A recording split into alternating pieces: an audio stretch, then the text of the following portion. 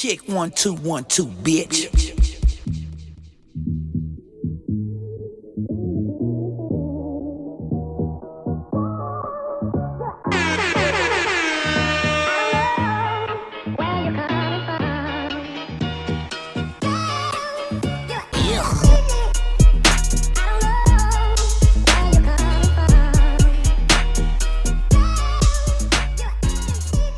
Merry Christmas, motherfuckers.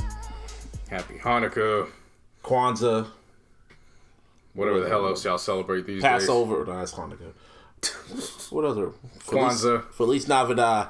Navidad. How y'all say it? I mean, That's Christmas. That's, I know, but I'm just saying it in Spanish. It's just Christmas. I'm saying it in Spanish. Happy holidays. It's episode 163. 163. The last one of the year. Period. Man. Yeah, no, flew by. The iLLogical Sense Seriously. podcast. It's your boy Busby. Give me a hell yeah! Alongside my boy Jace. C. No. No. Your phone was buzzing? That was your phone. Nope. Wasn't mine. Oh, shit. No. Well, my phone ain't buzzing, but over here, boy JC, no. Hey, Martin. Yo, what the fuck is up, man? Shit. Y'all get done with your Christmas shopping? I have not started my Christmas shopping. Have you? No. Shit. Everybody getting gift cards. For real. Everybody getting cash. Everybody, I just barely got my Christmas tree, and I haven't even put the ornaments on. I'll probably do that shit tomorrow. Nah, we just put it's funny. My mom put the Christmas tree up sometime last week, and I guess because my sister wanted it up, and then my sister kept going to work, so my mom ended up putting the lights up, so which I had to hold for like 10 minutes, and I was like, all right, Prem, Lakers is playing, I'm out. This wasn't my idea to put the tree up. I don't care about this. Figure this out with your youngest child. I barely put up the Christmas lights, bro. We got those stupid, the laser ones and shit. Yeah. Took me all of 5 minutes. I was like, yes. Mission accomplished. Nah, my thing is if you're doing Christmas stuff this late and putting stuff up, might as well not even do it. Yeah, no, I agree with you. At this point, you got 2 more weeks? No, I got one more week. Yeah, one more Christmas week. is next week. Yeah. New Year is the week after that. That shit is so wild, man. Time that flies. shit flew. Flew the fuck. This whole year flew by. Yeah. Fuck the year, the whole decade flew by. Shit. Yeah, I went to the movies. I saw Jumanji 2, or Level Up, or what the fuck it's called. Did y'all see the first one? Or not the first one, but the last one. I seen the original one, then I seen the remake. That's what I meant. Yeah, okay. The one with the rock. Shit. Yeah. This one was good. They had to be more specific, but the sequel was cool. And I just looked at it as an appetizer for Star Wars, nigga. Y'all excited? Rise of Skywalker. It's Star Wars. Star Wars, nigga. I'm one of the mind frame of I'm gonna see it, but I completely forgot it was coming out this Friday until I saw the trailer yesterday, and I was like, oh yeah, it is this week. Yeah, okay. I felt the same way too. I was like, oh, it is next week because they haven't done there's been no reviews. Because you know how when Avengers came out, they had reviews a week in advance and shit like that. They haven't done that for Star Wars yet. The premiere is actually tonight as we're recording this shit. So maybe reviews start pouring in, but they're keeping that shit on the low. And that's kind of giving me spooky because they didn't do that last time with Last Jedi. I like that shit. I like that shit when no one knows. You know what I mean? Yeah, I just can't say I'm heavily excited about it. Not because I think it's bad. It's just in my lifetime, this is now supposed to be the second official. This is the final Star Wars. Oh yeah. You know what I mean? So it's like, Disney gonna make sure that shit. It's 2 in my lifetime, but it's 3 overall. Right. Mm-hmm. Because obviously the first 3, they were like, even though it was 4, 5, and 6, it was like, okay, well, we're done. And then George Lucas was just like, well, there's 3 more episodes. No. So let's make episode 1. Yeah. And then 2 was, 3's, I'm looking on, everyone's talking about 3 a lot more heavily now, positivity now. They're getting put up on game. It's I saw one person who had Revenge of the Sith number 2, right next to Last Jedi, who they had at number 1. And I was like, you had Last Jedi at number 1. I like Last Jedi too. It's a strong number 2. I like Last Jedi, but I mean, it's a good movie. I don't know how to rank them. I think about that. Yeah, I'll come back to that next year. I still feel Empire Strikes Back's the best, but yeah, this ain't Avengers. But it's still Star Wars at the end of the day. Oh, did you watch The Mandalorian? We haven't talked about it lately.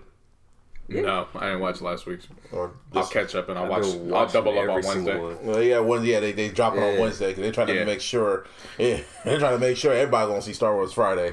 Salute to a brand that knows how to prioritize and schedule. They know everybody's going out Thursday night to go see the movie, so it's like, nah, we know. So we just gonna give it to you Disney Wednesday. said Wednesday. Yeah. When I saw that on the schedule, I was like, oh, they said Wednesday, because that same week they're gonna drop. I think this week they're gonna drop Last Jedi on Disney Plus too. Make sure you catch up. So it's just like Disney making sure, like, no, you catch up with the story, watch Mandalorian, and then go give us more money. Yeah. The whole weekend.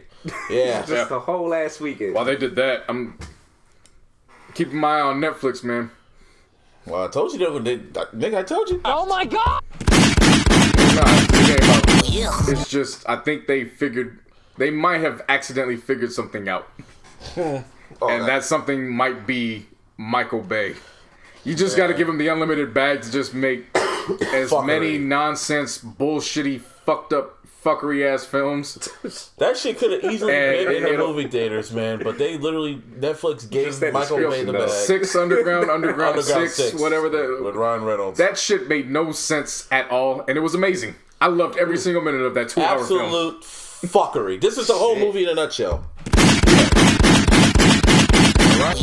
That's pretty much what it is.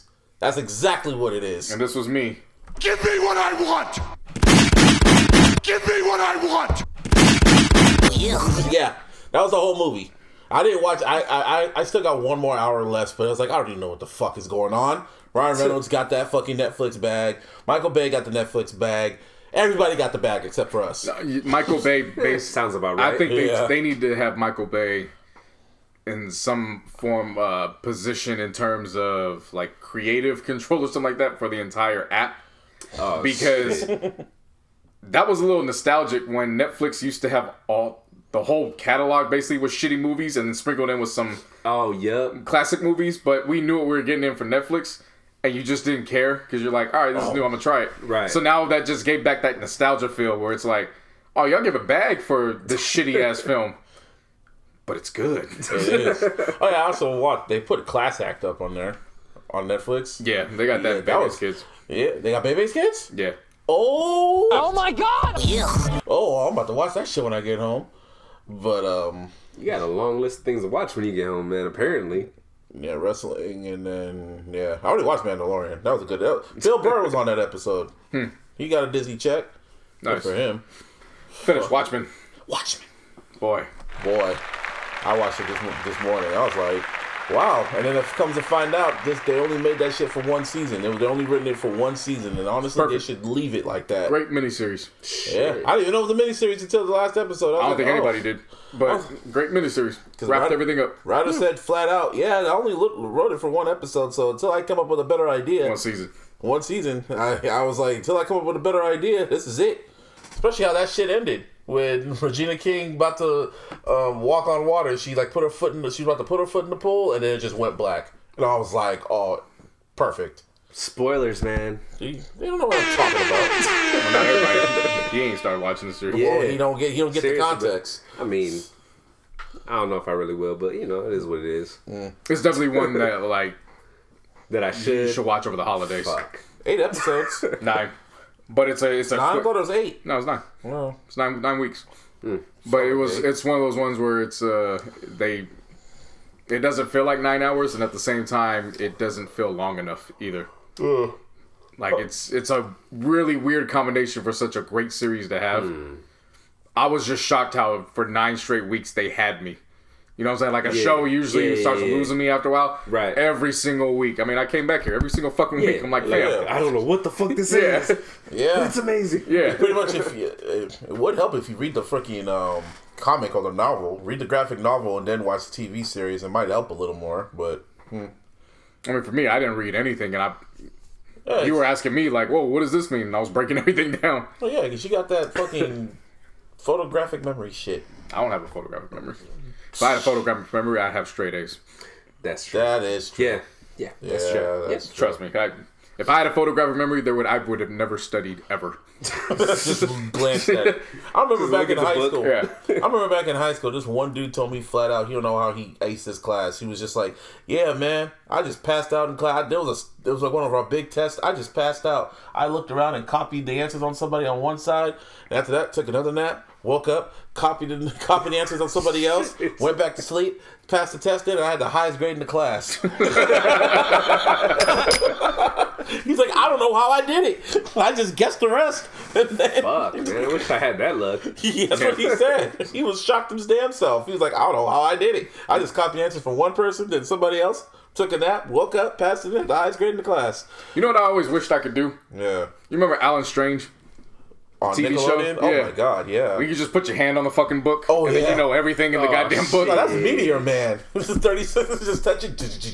30 seconds, know everything you know about the Well, no, book. what I'm saying, Alan Strange was a little faster than 30 seconds. Oh, yeah. He was literally tapping in, and within like 10 seconds, he had that shit. So, Meteor Man, he kind of got Meteor Man beat. For 30 seconds, yeah. Yeah. You gotta write down hella quick. Fuck! Yeah. Waste your powers and shit. I would waste my powers on so much.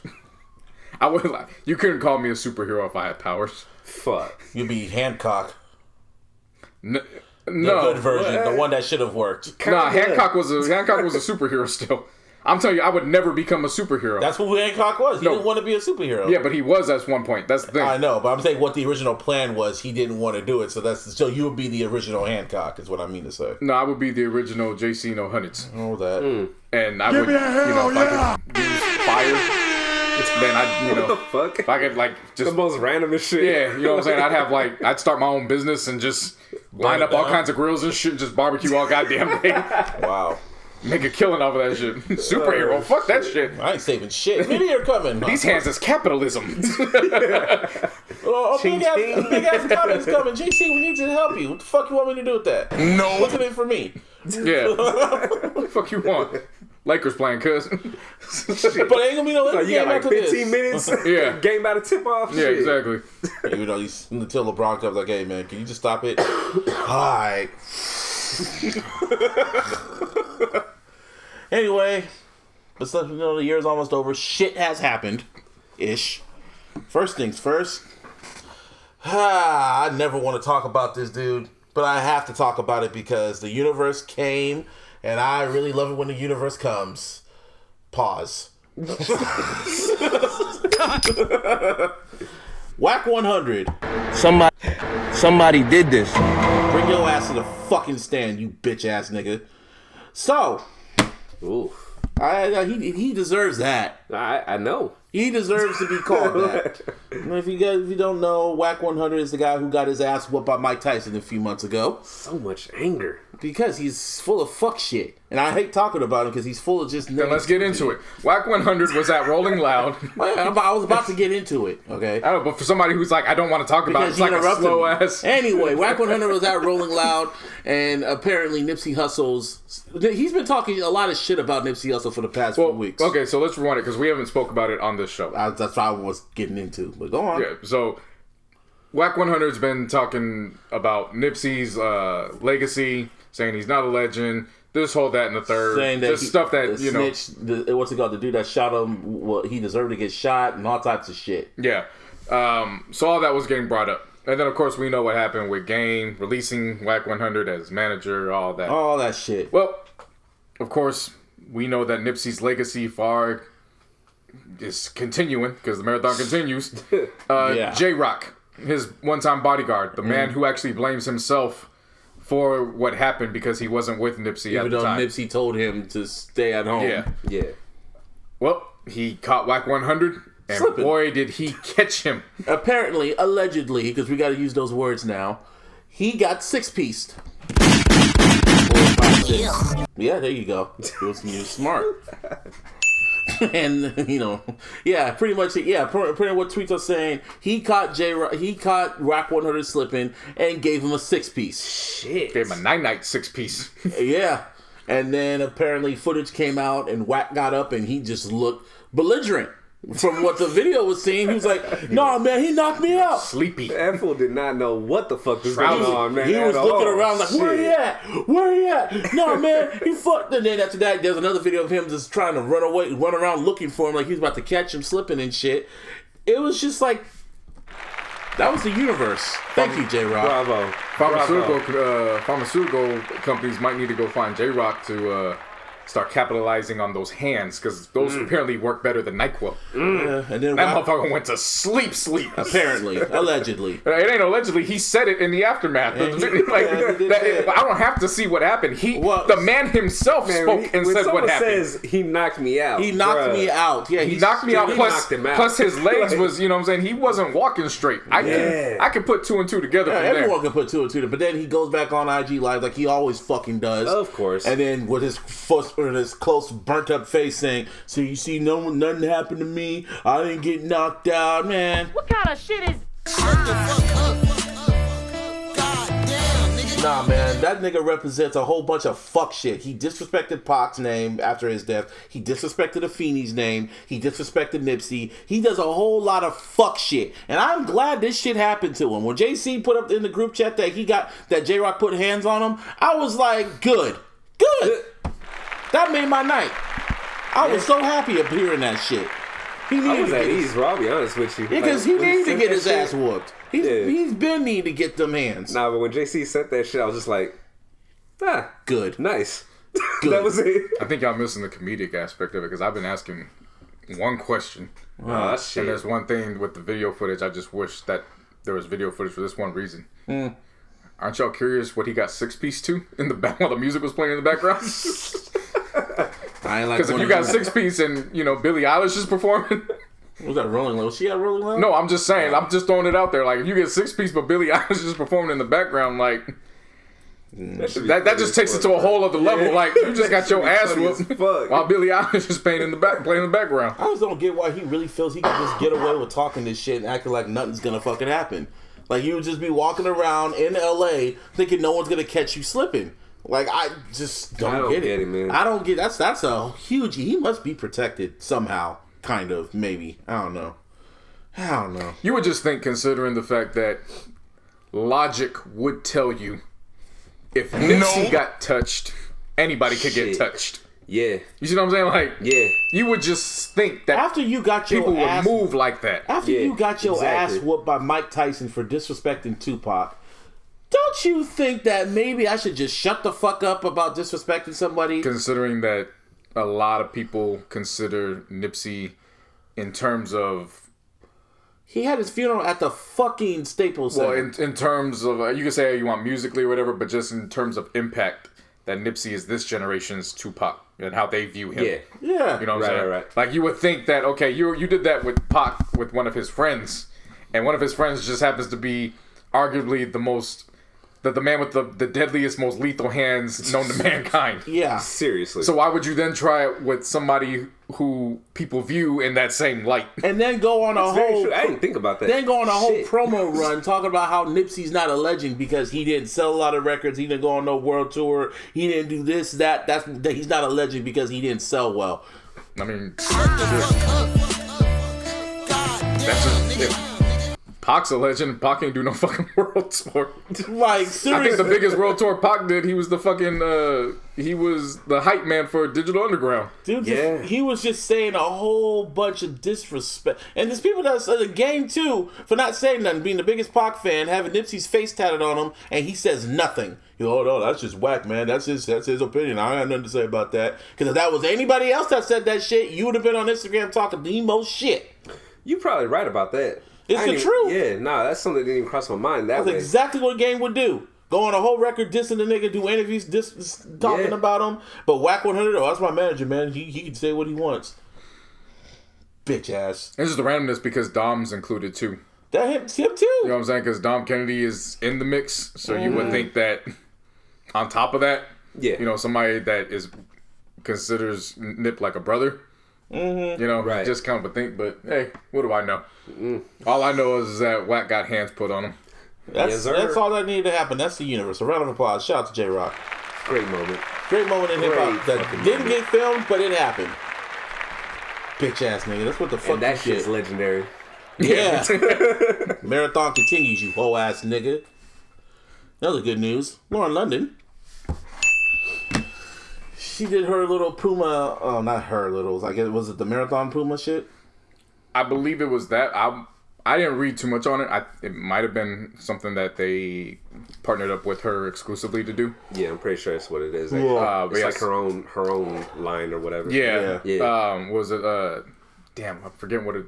Stronger. Forgot what it was called. Yeah, I'm not too sure to be honest. Very emotional to watch. I didn't watch it, but I'm pretty Very, sure. very emotional to watch Man. because it's her throughout, but it's Sam's poem that she's reciting. So it's Sam's poem, but Lauren's reciting it, and it's a lot of scenery where you were used to seeing Nip. Yeah, around. and she cut her hair too. Yeah. Her hair was short. I saw the clips from it. But like Copy Supreme was in it, Jay Stone was in it. You know what I'm saying? So there was that element, and then of course the final shot where her and Nip were on the horse, and then it zooms out to her in the same location by herself. Yeah, that was pretty emotional. yeah. Nip has a lot of post-album shit. First it was Higher for DJ Khaled, then it was on Mustard's record, then it was on Game's album. Then That was on Ross's album. No, but he was on Game's album too. No, but I'm saying if you're going in order. I wasn't going in order. But And he was supposed to be on the Dave East shit. yeah. So that's like I mean, technically he was because his ad-libs were on the Penthouse joint. Yeah. Since that was his song. So it's like what? Jay Stone's album. Well, that's Yeah, four. his imprint is all over that shit. Yeah. Well, that's what I'm saying. I mean, his legacy is that he will go down as this generation's Pac in terms of he's become more famous after death, and people are now coming to Game to. And when I say come, I'm not talking about the rapper Game. They're coming up on Game about him after the fact. Yep. It's the same thing with Pac. Yeah. Pac was more so known for the infamous reasons, just being in court every other week. And And after the fact, that's when you realize what he was saying and what he the only wanted to do. infamous shit that Nipsey had was just slapping a nigga at the BET Awards. The victory slap. Yeah. Yeah, that was the only infamous shit Nipsey had, man. But yeah, Wack getting his ass whooped in the name of Nipsey Hussle. Gotta love it. In the same week as Lauren's ad, too. Yeah, that's true, man. Shit. You know what's funny? When you told me that, when I got the text message about what you said, what's it called? Nipsey's what I think Racks in the Middle came on. right at that moment, I listened to everything on shuffle, and as soon as you text me, Racks in the Middle came on. I'm like, yeah, it happened. That's what the fuck you get, you bitch. It's confirmed. Yeah. Oh, it's confirmed. Yeah, That's what was Forever Stronger. yeah. That's the line. Now, Brother Nature, Somebody did this. bring your ass to the stand. Ooh, I've been waiting. And the only reason why we didn't get into it last week, You forgot. nope, we had the Illies, so I had to make some cuts. And because for time constraints. But we got time today. I got time today. Oh, yeah, you had to get this off your chest. Yeah. And here we Because the jokes were flying, and it was the Illies was more important to me than Brother Nature. Oh yeah, of course. A lot of shit's important in Brother Nature. Well, I wouldn't say that. Like nature itself. No. Not according to people. You seen the ozone layer? That's what I'm saying. That's what I'm saying. Anyway. So, Brother Nature... Got his ass kicked. in the words of my Coach Q. Words of Coach Q. Shout out to He him. went into a diner. There's footage of him getting dressed up like a hot dog and all this. And for some reason, everybody wanted to jump on his behalf, not without knowing what happened. Because he got his ass whooped. And Sean King wanted to be the fucking equalizer. And he wanted to be taken and say, we will find the person. We will my find God. them and we will kill them. Yeah. Like, on some shit like that. then everybody was like, all right, calm down. Talcum X. Like, slow Talcum down. X. What the fuck? Oh, you know that was his nickname on Talcum Twitter? X. Yeah. I call him Whitey X. No, that's a legit... That's what I call him. Talcum X is the nickname. Well, talcum is powder, isn't it? Yeah. Yeah. It's white. Yeah, it's They white came up powder. with it. Well, okay, so this is why they came up with the... I get it. No, it's Martin because he Oh, probably doesn't Martin. know. Oh. So they came up with that because when they asked him about his lineage, both of his parents are white. Right. However, he went so far to say, no, I am black, that he basically told the world that his mom was a whore and she cheated on his dad with a black man. Huh? What? And so that's when everybody's like, damn, you, what the fuck? Talcum X ass motherfucker. Because they're trying to figure out, well, where's the black? And so they just figured out, he must be black. He must have just put powder on himself then. So. This nigga said that this nigga identifies as half black? Yeah. I think it's super white. You know, I can just look at him and know he's super white. On his birth certificate, both of his parents are white, but he claims that his mom had an affair on his dad with a black man, and he was the product of that affair. Anyway, so yeah, so he led the whole, we're gonna find them, and we're gonna do it, and it's like, fam, you couldn't even help get Kaepernick back then, though. Shut the fuck up. I was seeing shit where motherfuckers were going like, "Oh, Brother Nature is such a great person, and it's so crazy how negative people, man." Shut the fuck up. Like, dude, you don't know this nigga. You just seeing what you see on social media.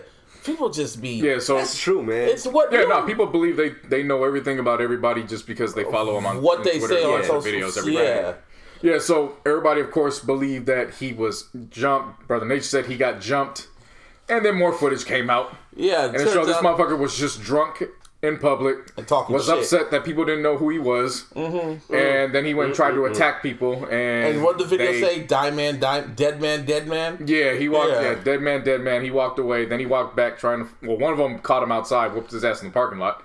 Then he tried coming in to whoop the other dude's ass. And then that's when he dressed him up like a hot dog and beat his ass on the ground. And Brother Nature's been quiet ever since. Yeah. And all his supporters, including Takamex, have been quiet ever since. Of course they're going to be quiet. Now, he's already moved on to the next, issue. He actually posted an apology, and then he deleted. It was on the note. Brother Nature did. Brother Nature, that's what I meant. Yeah, Takamex didn't. Dude, he's actually been blocking people who have been tagging him saying, "Oh, so you still looking for him?" And he's been blocking him. Seriously? Yeah. Well, of course he was. Wow. Man, the Apple Note, man. Everyone's going in them Note. The Note app needs to get a new fucking. They be getting promoted by Drake and everybody. If something goes wrong, go on your fucking Apple Note and just write a note down in your app and then fucking screenshot it and post it on social media and get roasted for it. Soft. It's very soft. Hate very to soft. see it. Yeah. Oh, I'm not doing no damn note. Especially if I didn't do anything to anybody. Like, why do I feel like I gotta explain myself? Yeah, why am I explaining something to you if I like it? So let's say years down the road, somehow, some way, I become famous, but me and my brother get into it.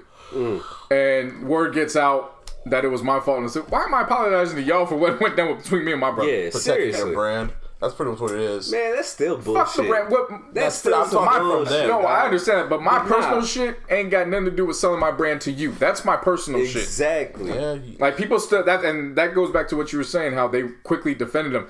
People were defending Brother Nature, the brand, not realizing that the man who is Brother Nature is a nigga. On some personal shit got himself into some trouble. Yeah. So they went in defending his brand, but that's the problem. They went in defending his brand, not realizing, no, that was just some stupid personal shit. You shouldn't have done that. Yeah. And they called it a day.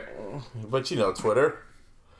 Anyway. Bunch of dumbasses. No, just naive, gullible ass motherfuckers. Bunch of dumbasses. Bunch of dumbasses. Some people who live in an illogical world. That's why we call this shit the illogical sense. To you stupid motherfuckers. Yeah.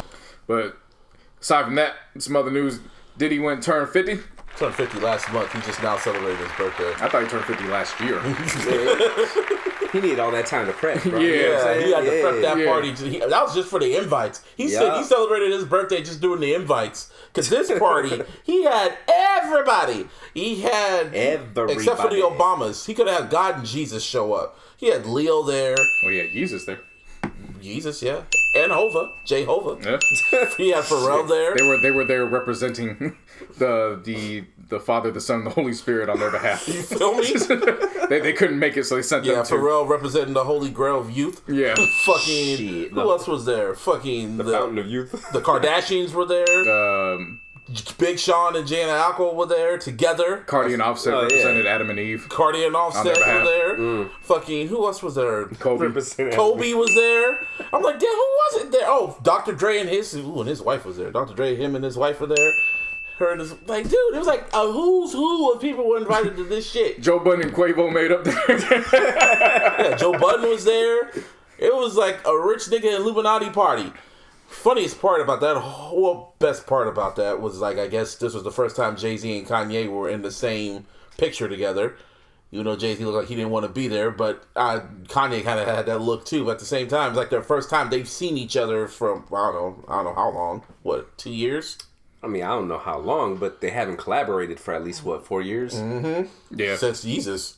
That was nice to see. I mean, nice. but for those who are like the three of us, I mean, we've always been under the impression, look, they call themselves brothers. At some point, they're going to hash it out. And it's most likely going to be in a situation where we won't know about it till after the fact. Yeah. Nigga, Watch the Throne 2, I saw something about Rosenberg saying some shit like, oh, no, he was just forced to be there. He was just forced to be there. They didn't reconcile. I'm like, nigga, how the fuck you know? You know what? Just for that, Watch the Throne 2 was going to happen. And it's going to be a Christian album. I cannot stand that guy. And right now, I can't stand you for saying it's gonna be a Christian album. Well, I want chaos. Oh yeah. There's powerful niggardry at work here. We're gonna fight, man. Okay, and I will laugh. There's no reason for Watch the Throne 2. Oh yeah, I already know. I've been saying that. I've said after the first album, I'm like, that was a once in a lifetime moment. It should not happen again.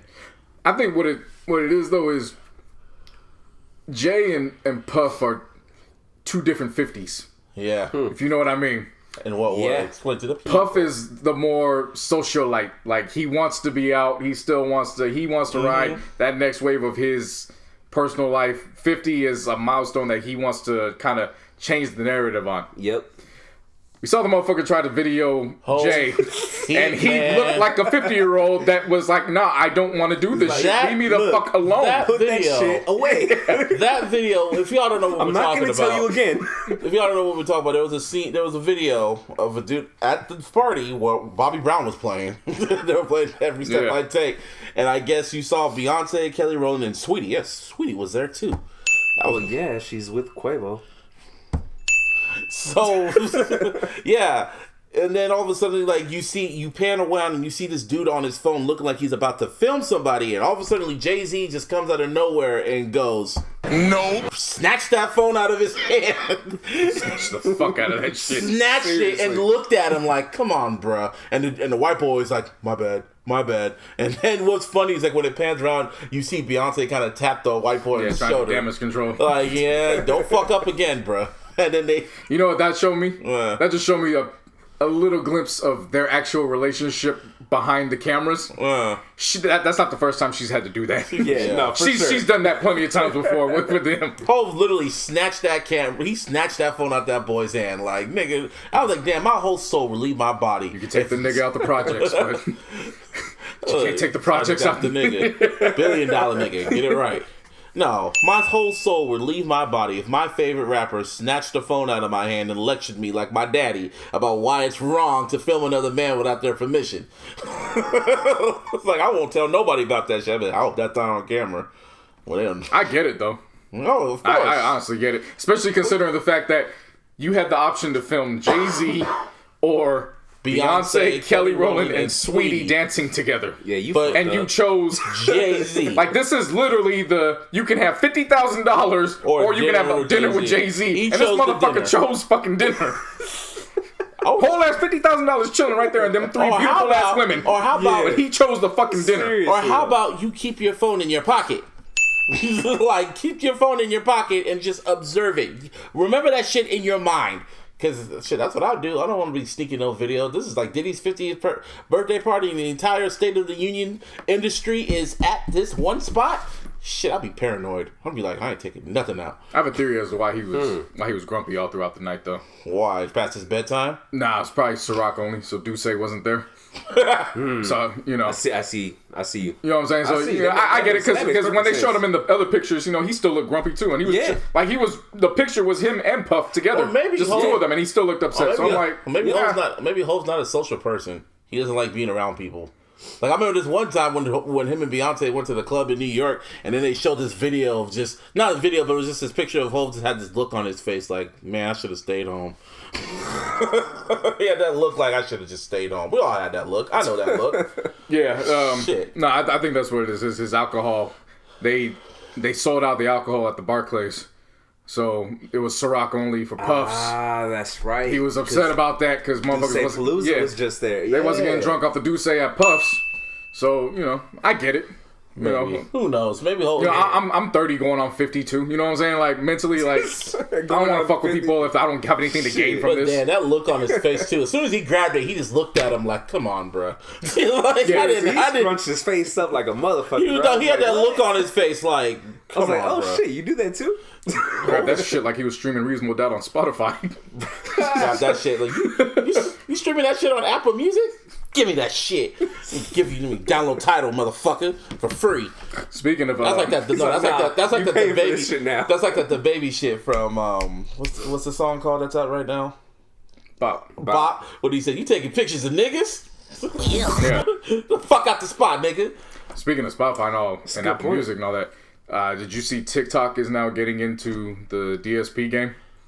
They get into streaming. I seen that. They have a service that they were. I didn't read the whole. So they had a service that they were testing. I believe it was in India and or Indonesia. Mm-hmm. They've been testing it out there for 6 months, but apparently it's now ready to come over to the States and start going up against who we consider the big four, because you factor in YouTube. So they're gonna start streaming music from TikTok now? I don't know if it's directly from TikTok or if it's an app that TikTok has purchased and they branded it as something else. I just know TikTok has now entered themselves in the DSP game. That's crazy. Yeah. Digital streaming platforms, people. Yeah. Well, speaking of that, we might as well stay on that. YouTube. Game changer. Because now YouTube has, as of January 3rd, 2020... Billboard will now recognize music videos as part of the streaming, to add to your revenue to get up on the charts. And when I saw that initially, I can't lie, I was like, "Damn, there goes the neighborhood." Oh yeah, that's the ultimate cheat code there. Both of y'all was saying that shit. Yeah, it's the ultimate cheat code. Because I know exactly what's gonna happen. These little niggas are gonna fucking really just use that to their advantage. Yeah.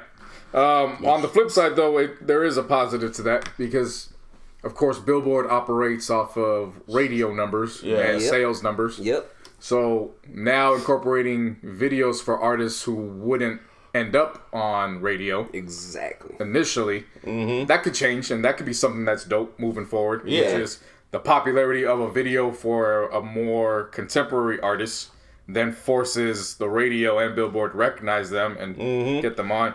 The flip side on that, there's going to be a huge influx of videos from these little niggas, like the word star rappers of today, and they're going to be on the charts because those get millions upon millions, or we're going to know if it really counts because those could be fake. But one thing I will say, though, man, a lot of the younger cats, like, their videos are really fucking good. Oh, yeah, I know. Like, if you ever look up Lyrical Lemonade on YouTube. Oh, yeah, of course. Yeah. But I'm saying, like, he started off with all the younger dudes. Yeah, but I'm talking about those videos were fucking smacking, bro. Oh, of course, but I'm talking about the ones that have videos that have no fucking point to them. Like, they're just... I'm not saying it's downgrade, but it's just like... all they're on is just on the street and shit like that. Like the hood video. The 6ix9ines of the people. Right, now I get you, man, but I mean... at the end of the day, we really got to see how it plays out. Of course. But I'm actually happy that, overall, Billboard is just moving with the times now. Oh, you know what I mean? Like, this shit should have happened for already a while ago. Yeah. YouTube's been around since how long? YouTube was before everybody else. Exactly. Yeah. Before, they're the Adam and Eve of the streaming shit. Yeah. But on the other flip side of it, it's kind of like, fuck.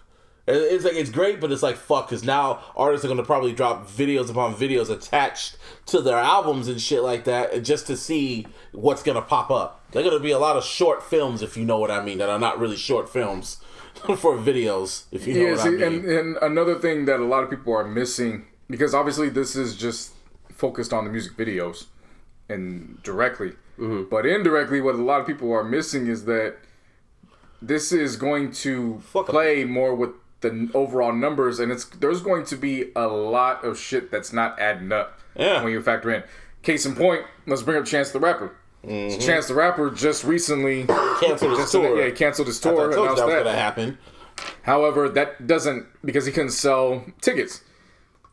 That usually in the past wouldn't happen for somebody who had a top 2 album. You know what I mean? So like the numbers there are gonna start skewing. However, Big Day did slip off the charts after the second week, though. It did. That's fine, but Big Day's not a caliber. NF's not the caliber. Oh, I'm sorry. The Big Day. Yeah, Chance. Yeah. But even then, that was I know. I get you. It was good. Had it been a good album, it probably would have been different. Yeah, if it was a good album, it stayed on the charts, I could understand. But that shit literally slipped off after the second week. But what I'm saying is that even with that, the streaming numbers still would have had a play in something not adding up. Oh, yeah. Because those numbers were too high, and everybody's like, oh, well, he's still number 2, he's top of the game. But then you get to these ticket sales. These ticket sales aren't adding up. There's probably only 6 top artists in hip hop right now that could sell out an arena by themselves. You're not focused on who's opening for them. I think I saw Ice say some shit like that. Yeah, I was just listening. The only 6 artists I could think of would be Drake, Cole, Travis Scott, like artists period or rappers? Rappers. Drake, Cole, like the 3-headed monster, of course. Yeah. Travis Scott, there's 2, Eminem and Kanye. I'd even throw in Logic in there. And Logic. Logic's fan base would sell that out. Most definitely Probably, Logic. yeah. Oh, no, it's probably. I've seen it. He was selling out. I'm just saying probably because I can't imagine. Well, because even the smaller venues, there were people that couldn't get in. Yeah. Busby and I were shocked the last time we saw him at a smaller venue because we got our tickets early. But when we got there, there were people lined up in the buying tickets line. Yeah. So I was like, wait, he has a huge core fan base, dog. It's huge. And people were trying to say the same shit about Eminem. There's a reason why he goes overseas. There's not a demand for Eminem in America. I was like, dude, off of just pure sales, Kamikaze last year was the highest selling album. Just off pure sales. I'm like, yo, he can sell out an arena if he wants to. So, yeah, there's a demand for that. He just chooses to go overseas because more money, I guess. But, no, he can sell that bitch out if he wants to. Maybe Hove, too. Maybe Hove. Yeah, probably. I can see that. I mean, he did. He did. Yeah. But at the same time, that was years ago. Because he did that with Vic Mensa, and now he hasn't done a show without Beyonce. That's true. That's, yeah. You're right. That was years ago. So I wouldn't include him on the list. I'm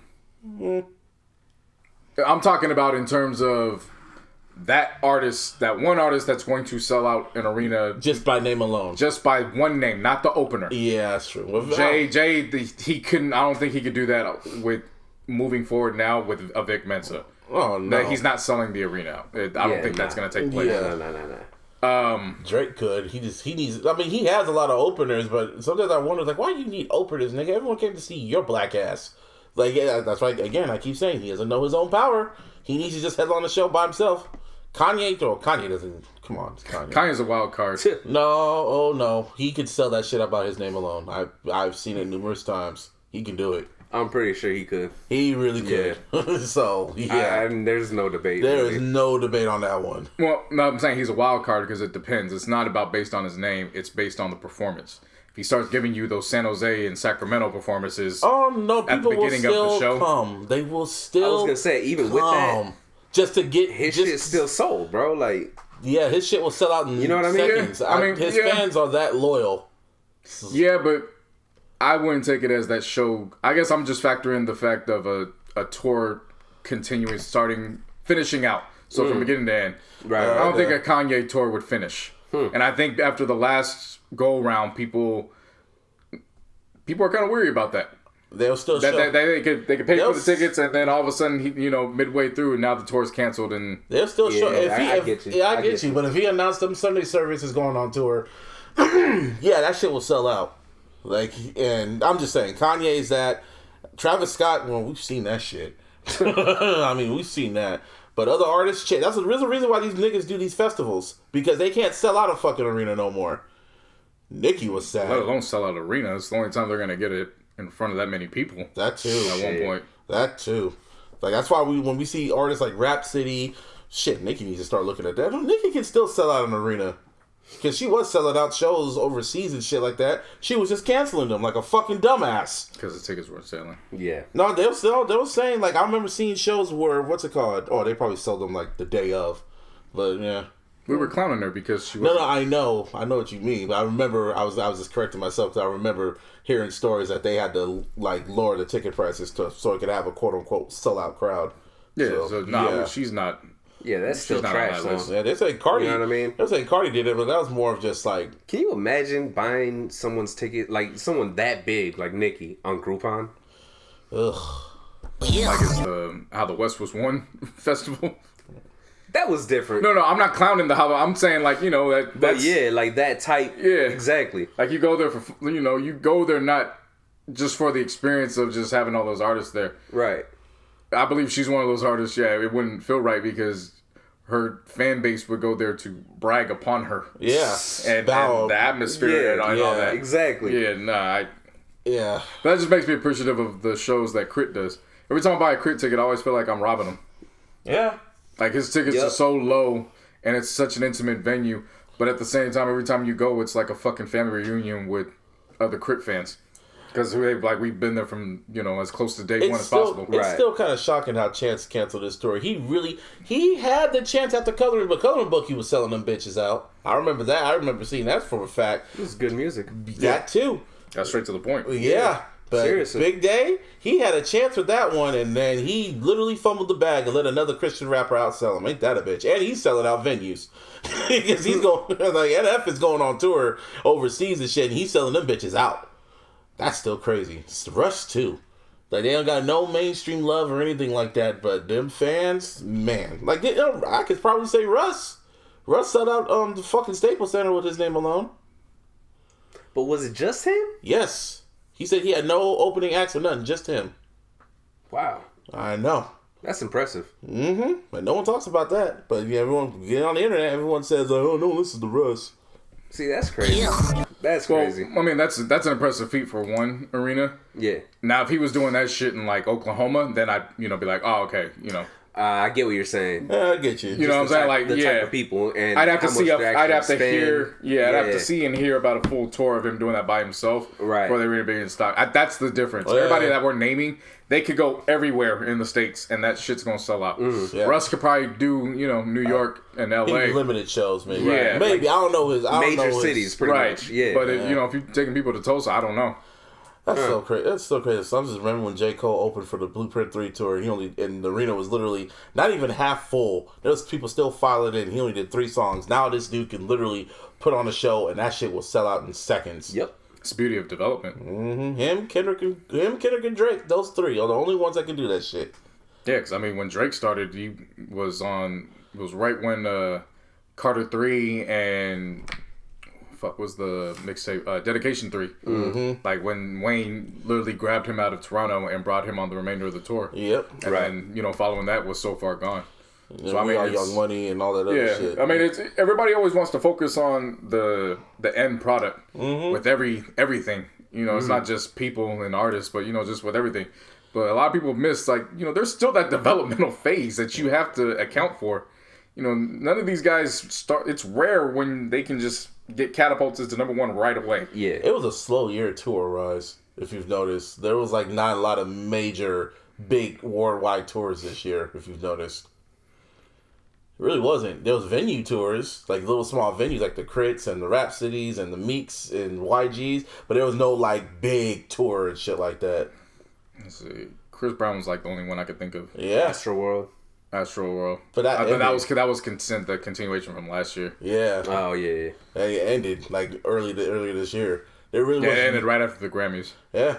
There really was no major tour this year. Yeah. That's pretty. I know. Fucking yeah. Well, I mean, again, that's I don't want to say it's a testament, but that's an explanation that goes back to the streaming. Mm-hmm. I can literally count how many acts that I'm only gonna move for them to actually go forward and buy a ticket for right now based off of the music. It's not a lot. It's not a lot for me. I was one to tour. Every year I always go to at least one tour with you. And this year I didn't even go. I didn't go to none. I should have went to Rhapsody and Crit, but other than that, it's just I wasn't really moved to. It was just maybe, I don't know. I have to really be be a fan. I've seen damn near everybody on the tour except for Eminem, and Eminem is overseas, and I ain't going overseas to see that white boy. You bring your ass over here.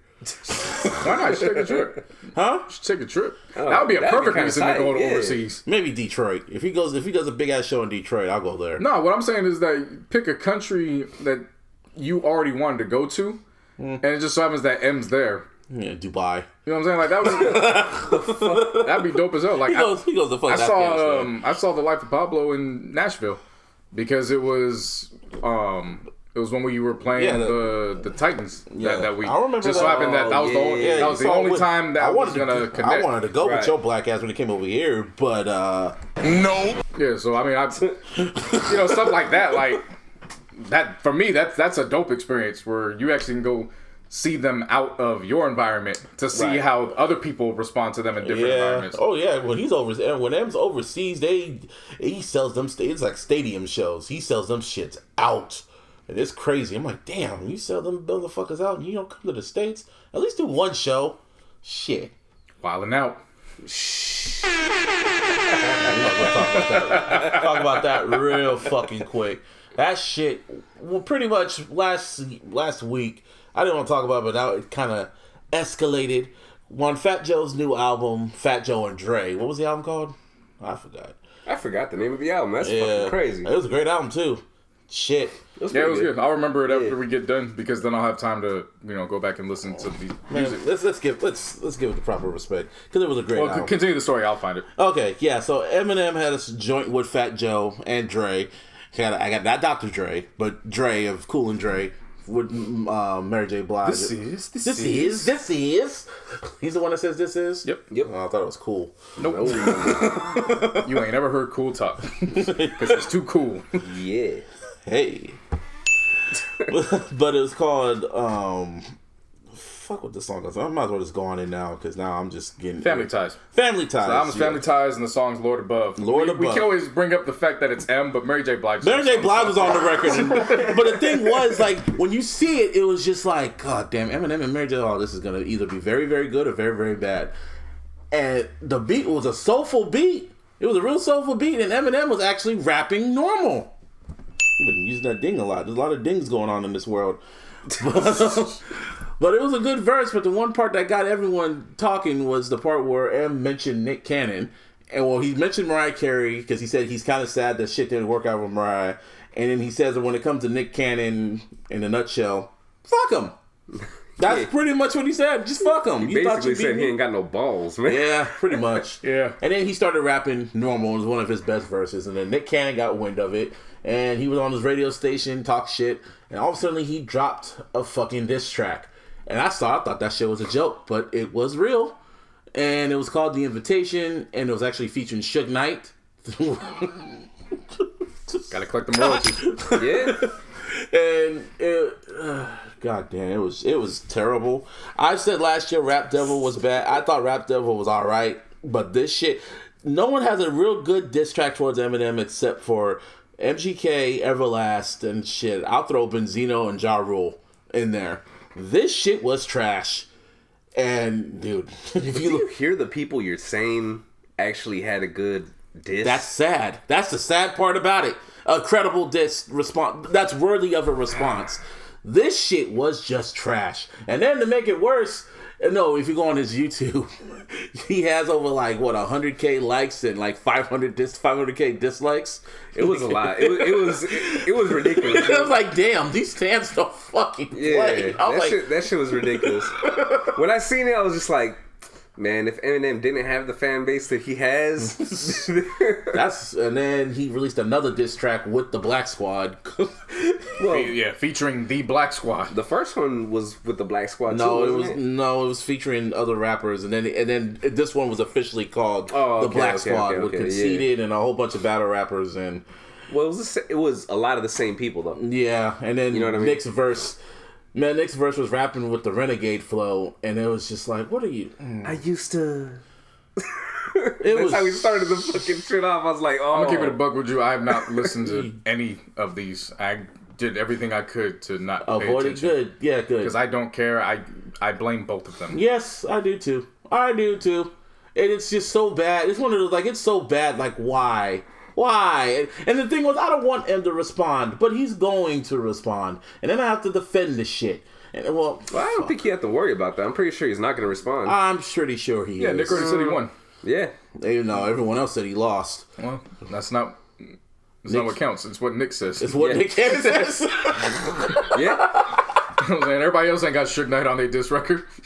You know what I'm saying? Who gives a fuck what they gotta think? That's a W. Yeah. Suge Knight in jail. You know what I'm saying? Like, he just sold his rights to Ray J. It wasn't even crazier. Hitmaker produced the first track. Shout out to Suge Knight. Hey. Suge Knight might have had a dope 2019, all things considered. No. That nigga's still in jail. But he's making moves. It's not where you It's at. fucking dope. Yeah, it was cool. That was a No. Just It was the cool. beat alone. The beat alone. That's what I'm saying. It was sick, cool, dude. It was cool. But it was like, Hitmaker, why are you involved? It's like these battle rappers. It's like, I don't know. It's really dumb. It's really dumb on both sides. And I know the thing is, M's going to respond. Yeah. It's the sad part about it. He's an MC at heart. He has to. At heart. Like you said. No, I said he has to because if he wants to, you know what I mean, if he really truly is hip hop. I mean, he is. If he is hip hop, he will respond. However, However, it's been how long? A week? A week and 2 disses, and he still hasn't said shit. Okay. Except for on Twitter. Oh, that was very rare of him. Exactly. That was pretty funny. That's But I was as like, far what as the it's fuck? gonna go. I bet you. Okay, well, shit. No, I'm not even like trying to like whatever. I'm whatever Press you too. nothing like that, but I'm saying like I'm pretty sure that's all it's gonna be, dog. I've never seen this many people with dislike for both of these guys so much, and yet they can't stop talking about both of them. It's like a bunch of people who are like just ready to bash on Eminem just for the hell of it. And it's like, okay, we know you don't listen to him. You've said it plenty of times. Why are you still talking about Dude, him? Eminem And then is- it's a bunch on the flip side. I think All that's the Eminem stands are bringing up, well, all we know is Gigolo. And it's like, yeah, but Dude, Nick you Cannon keep bringing was- him up. Like, Yeah. Nick Cannon was a worldwide trending topic. It said hashtag RIP Nick Cannon. yeah. It's just current events, bro. That's all it really is. Current events. Yeah, like He's that's dead? it's just happening. What the fuck? What the fuck does dead have to do with current events? Means it's happening now. It was a joke. Kai, come on. He's dead. What? Yeah, Nick Cannon murdered him. Somebody did this. No. No, I know what you mean because some of the M stands going OD, but Eminem haters are just like, dude, this one dude said Eminem has never contributed to black culture ever in life, and he was a well-known artist. I'm like, this dude signed 50 Cent. He signed Griselda. Whoa, time out. 50 Cent could have signed anywhere. That's in hindsight, but still, he signed him. That was not in hindsight. That was at the 50 moment. chose 50 M. Cent, yeah. 50 It Cent wasn't could the have other went way around. anywhere. But the fact I'm saying, it's still in history at the end of the day. Yeah, it is history, but a lot of people got to stop trying to create a narrative about A revised narrative. A revised about Eminem, history. About Eminem. You know, I saw a lot of people put Ja Rule on M's body count, and I'm like, no. Even that's- I will say, nah, that was 50s. Yeah, And that's- M needs to stop talking about that shit, too. He never murdered Ja Rule, and in fact, he just tapped him. And Ja got him. He got in M's feelings when he said, M, you claim your mother's a crackhead and Kim is a known slut, so what's Haley going to be when she grows up? Murder! M is a great lyricist. I'll never take it away from him. He's always that. It's one of the reasons why I say it's probably been his downfall over the last few years. He's too lyrical. Because, it's not the fact that he's too lyrical. It's that he's solely focused on that, and he's out of place. He's too stubborn. Yeah, he's just... Because I don't want to word it to be like, oh yeah, he's focused on lyrics too much. No, because he's supposed to. He's a lyricist. What I'm saying that's is the that... point? Yeah. What I'm saying is he's stubborn to the point where he doesn't look at how to adapt while maintaining that lyricism. Yeah. You know what I'm saying? Like, Kendrick is a lyricist, but Kendrick He will fits adapt. with- M never adapted because it wasn't in his personnel, and it's just who he is. Right, so I'm not going to take that away from him. However, it's... people got to be honest with his body count. You know what I'm saying? And He doesn't have a body count. I'm not going to say it's his fault because nobody did want to step to him, but at the same time, Only you can't one he start had- adding people to his count. His when only it body didn't happen. count is Everlast and Benzino. Those are his only body counts. And people want to add the boy bands, but like, no, that was only on one album. He only talked about him on the Marshall Mathers LP, and then everyone wants to say that's his legacy. I'm like, he only talked about him on one album, but then again, it's on his biggest singles. I mean, Yeah, I was if just gonna say anything, that shit. Yeah. if anything with him, you can always say that he's battle tested because that is his history. That's what he comes from, the battle scene. Because everyone says, So you don't have to question that. But I just hate when people take that, and then they start adding this, painting this picture where Like it's this like mystique about him. yeah, it's like damn, that's not how it went and then down. there's that everyone Right. keeps saying MGK killed M and shit like that, and it's just like That was a fucking draw. Okay, I'll compromise with you on that one. That was a fucking. I'll compromise with you on that. They shot at each other and connected. Yeah, that's what I'm saying. Like, they both ended up with flesh wounds. I mean, yeah, I'm not gonna argue. Which is the reason why people proclaim MGK the winner because by default. because Eminem Eminem's should have destroyed mystique. him. He should have obliterated MGK, Yeah, but he was so irritated with it that he wrote an irritated rap at him, like a bug, like he just want to smash it real quick. Like, man, get the fuck out of here. But that's neither here or there. Like, again, everyone can say he's never battled anyone like fucking relevant. That's because relevant MCs respect him and they never want to go at him. So what do you want him to do? Just randomly diss Jay-Z? So, like, what do you want him to do? And then Waka added to it. This one I agree with Waka. M even agreed. He said, "Who can Andre 3000 out rap him?" I'd put money on that. To me, that was just like, duh. All right, sky's blue, my nigga. Even M agreed. He had him on his list. You know what would be a great battle? Today is Monday. Yeah, you know what would be a great battle, and a lot of you can't just necessarily be like, "Oh no, that would be a wash." M versus Ludacris. That could work. Ooh, that could work. That would be a great battle because Ludacris is now. I'm talking about both of them in their prime. That's what I meant. Yeah, Ludacris in his prime. That's what I meant. To which M and Ludacris we talking about?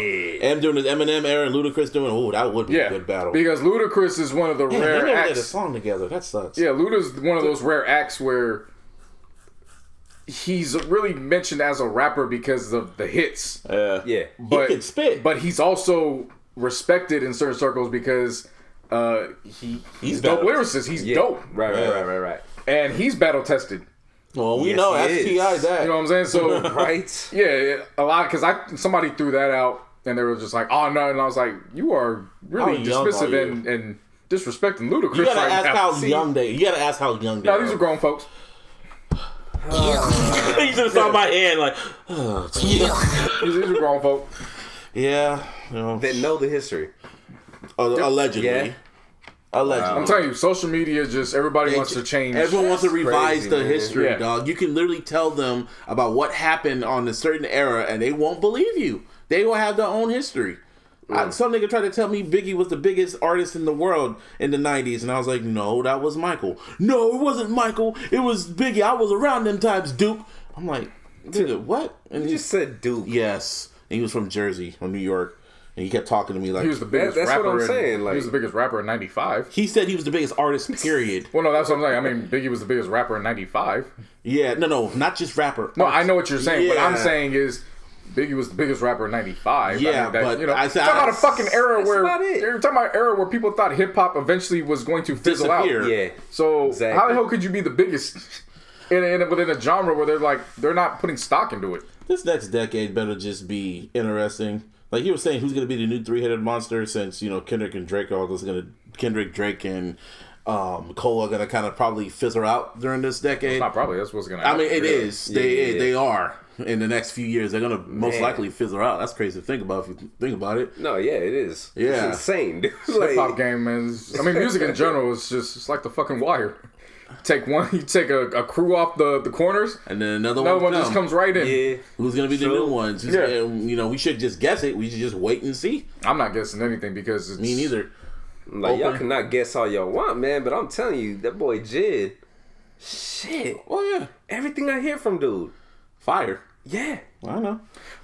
He's an option, but I'm not going... Oh yeah, no, I'm not proclaiming him and shit, but I'm saying I'm looking at him though. Yeah. You gotta, for me, you gotta really evaluate the first year or two before you start making the claim. You know what I mean? You gotta start seeing how they move within those first 2 years. And they all came out of nowhere too. Like when J. Cole popped up, it was Drake popped up with So Far Gone, and a few months later J. Cole popped up, and in 2010 that's when Kendrick Section 80 popped up. No, Overly Dedicated. But Overly Dedicated, but Section 80 is the one that everyone really started to really pay attention to him.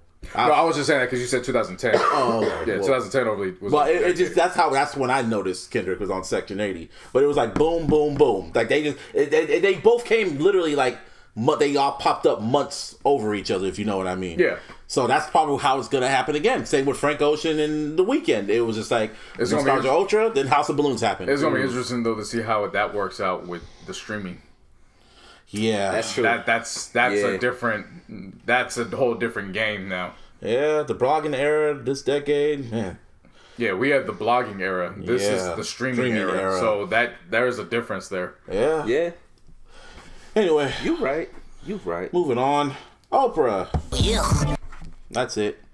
And run to the next one. Yeah, well, apparently she's releasing a documentary. Pretty much, I guess is she producing a documentary? She's producing it going. I at just Russell know her Simmons? name's attached to this documentary about Russell Simmons and his, I guess, sexual misconducts. If you want to list them as that, he got Me Too canceled ish. Yeah. He's claiming it was during an era where it was more so he was viewed as a womanizer. Yeah. And that's what he stands by. He said he's not proud of it and all that. However, there's a narrative that's being painted that it's something deeper than that. Yeah. Shit. And Oprah's producing it, and then Russell Simmons posted a long ass post about it on his Instagram, pretty much saying, Oprah, I had you at my island, we were talking, we got along, I did it special, I considered you a friend, and now you're doing this, but you don't do nothing for fucking Harvey Weinstein, who you're really close with, and other people that you're really close with, but you know, go after fucking innocent black men. No. Like Michael. Yeah. See, like everybody else who was bringing up Harvey Weinstein when it came to R. Kelly, to try to dive away, I'd be like, all right, that doesn't, you can't get away from that. Oh, yeah, that's However, when you factor in Oprah's involvement with the Michael doc and how it just completely went south, yeah, no, you can start asking those questions on here now. Like, what is your end game, Oprah? Yeah, she could do the same shit to Tyler Perry. Like, she's like, this is the year we found out Oprah was a snake. I mean, everyone said Oprah, this is how she truly is, but Oprah's a snake. And I hate saying that shit. It's like calling my mom a snake. Oh, damn. Yeah. I know. I ain't my mama. No, because my mom watched her all the damn time and it's like looking at That still doesn't make her like your mom. Yeah, I get it. I know what you mean. But it's just like, damn, what she did with the Michael shit, that still leaves a really bitter taste in my mouth that she pulled that shit. And then It's just the fact she hasn't said anything about it either. She only said a few things like, "Oh, the people, that's just hateration." That's all she kept saying. That's just hateration. They just saying that shit. Wait, did she really say hateration? Yes, that's like someone's auntie, dog. Dancery. There's powerful niggardry at work. Yeah. That's all she said about it. And then when they bring up the lies, it's like, oh, they could have just did this and could have said that, blah, blah, blah, blah. That's all she said, and that's all she talked about. And then when all them fucking evidence started creeping out, she got very, very quiet and just kept doing what she's doing. But I remember. People are going to remember that shit. All the hateration. And now we know she got quiet because she went and regrouped, tried to save face, and said, "Oh, Russell Simmons, that's a good backup." And Russell Simmons was like, "Bitch, you came to my house." That's the craziest thing. You came to my island? Yeah. Like, what the fuck? We meditated together. What are you doing? Yes. Like, what are you doing? What are you doing, bitch? We took pictures. You smiled in my face, and now you're producing a show where people are coming after me. Fuck you. Ain't no new friends, man. Hate to see it. And yeah, so 50 Cent's coming after her too, even though 50 Cent was trolling Michael too. But 50 Cent was on Oprah's fucking. He was on Oprah's show. What was it called? Oh fuck. Well, Oprah goes and talks to him, goes to his house and talks to him. Yeah, but let's remember the whole history about that. At least you could say with 50, he's been consistent with him talking shit about Oprah. He really? Because before that, he got on Oprah's case because he's like, I feel like she ain't doing whatever she needs to do to relate to the rappers of this generation. Oh, that's true. You know what I'm saying? So it's... I'll never forget that story that Jay-Z said in Dakota in his book when he said when he first met Oprah, he said that he was at a charity event and Oprah was sitting next to him, but Oprah wasn't really saying nothing to him, so they started talking. Then Hov brought up this book that he read, and Oprah just looked at him like, "Wow, you read that book? Wow!" And it was almost like fascinated at him, like, "Oh wow, you can read." Yeah. That's pretty much how it sounded when Hov described it. I'm like, so she was shocked that you can read and you're articulate. And you Mercy nigga can read. Yeah. Shit. I'll never forget also the other story when you remember that movie Crash that came out? Crash with Ludacris. Oh yeah, that was a good fucking movie. And then when she had everyone on the stage except for Ludacris, and she started getting on them for saying nigga and bitches and shit. Oh, you never heard about that story, huh? Nah. Yeah, she started getting on him about saying about saying nigga and shit. Same with Ice Cube when Barbershop came out. She damn near had everyone on stage except for Ice Cube, the star of the fucking movie. What? The producer. Yeah. Creator of the fucking movie. Seriously. Yeah, she had Like without Ice Cube, there is no Barbershop. Do you realize that shit? Yeah, she had a whole like. That's why Kendrick brought her up onto Pimp a Butterfly. Like, you gotta know the history about nigga, but she act like a nigga her damn self. Anyway, football. Lamar Jackson is now the all-time rushing leader for a quarterback after passing Michael Vick. Round of applause for that man. I told you he was weird after week one. Seriously, man. He did that shit in fucking... The first drive, I'm like, oh, he gonna pass this in the matter of Was seconds it just at five? this point. It was just 5 yards. Nah, it was like... Nah, I think it was like 100 or some shit like that. Or No, that game. For that game, it was only like... Oh, no, my 30 bad. something. Yeah. Oh, yeah. Yeah, they kept talking about it. I was like, fam, he's gonna get that shit. Instantly. And he got it instantly. He ends up right there on the fucking goal line. I'm like, yep, there it is. One of the dopest things about that is Michael Vick. And, you know, you get older players who aren't willing to, you know, praise the new generation of players regardless of sport. Mike Vick's pretty much the football equivalent to Allen Iverson. Yeah, I was about to say that. Like, he embraces all of them. Yep. And so to find out that he's actually Lamar Jackson, he's been his mentor for a while. Well, that explains a lot. So yeah, Seriously. So Mike he's like, no, I want him to break it. Like that's how evolution goes. The next generation is supposed to be better than us. And Now moving I'm forward. scared. Now I'm scared to play Madden because you know what's about to happen with Lamar Jackson and Madden, unless they're gonna. Oh, no, they updated it. No, but when the new Madden comes out. Well, no, what we're fuck saying is that. they update They've Maddens every already week, so updated he's 99. He has not even that. He has a fucking X Factor move where you make the first person miss.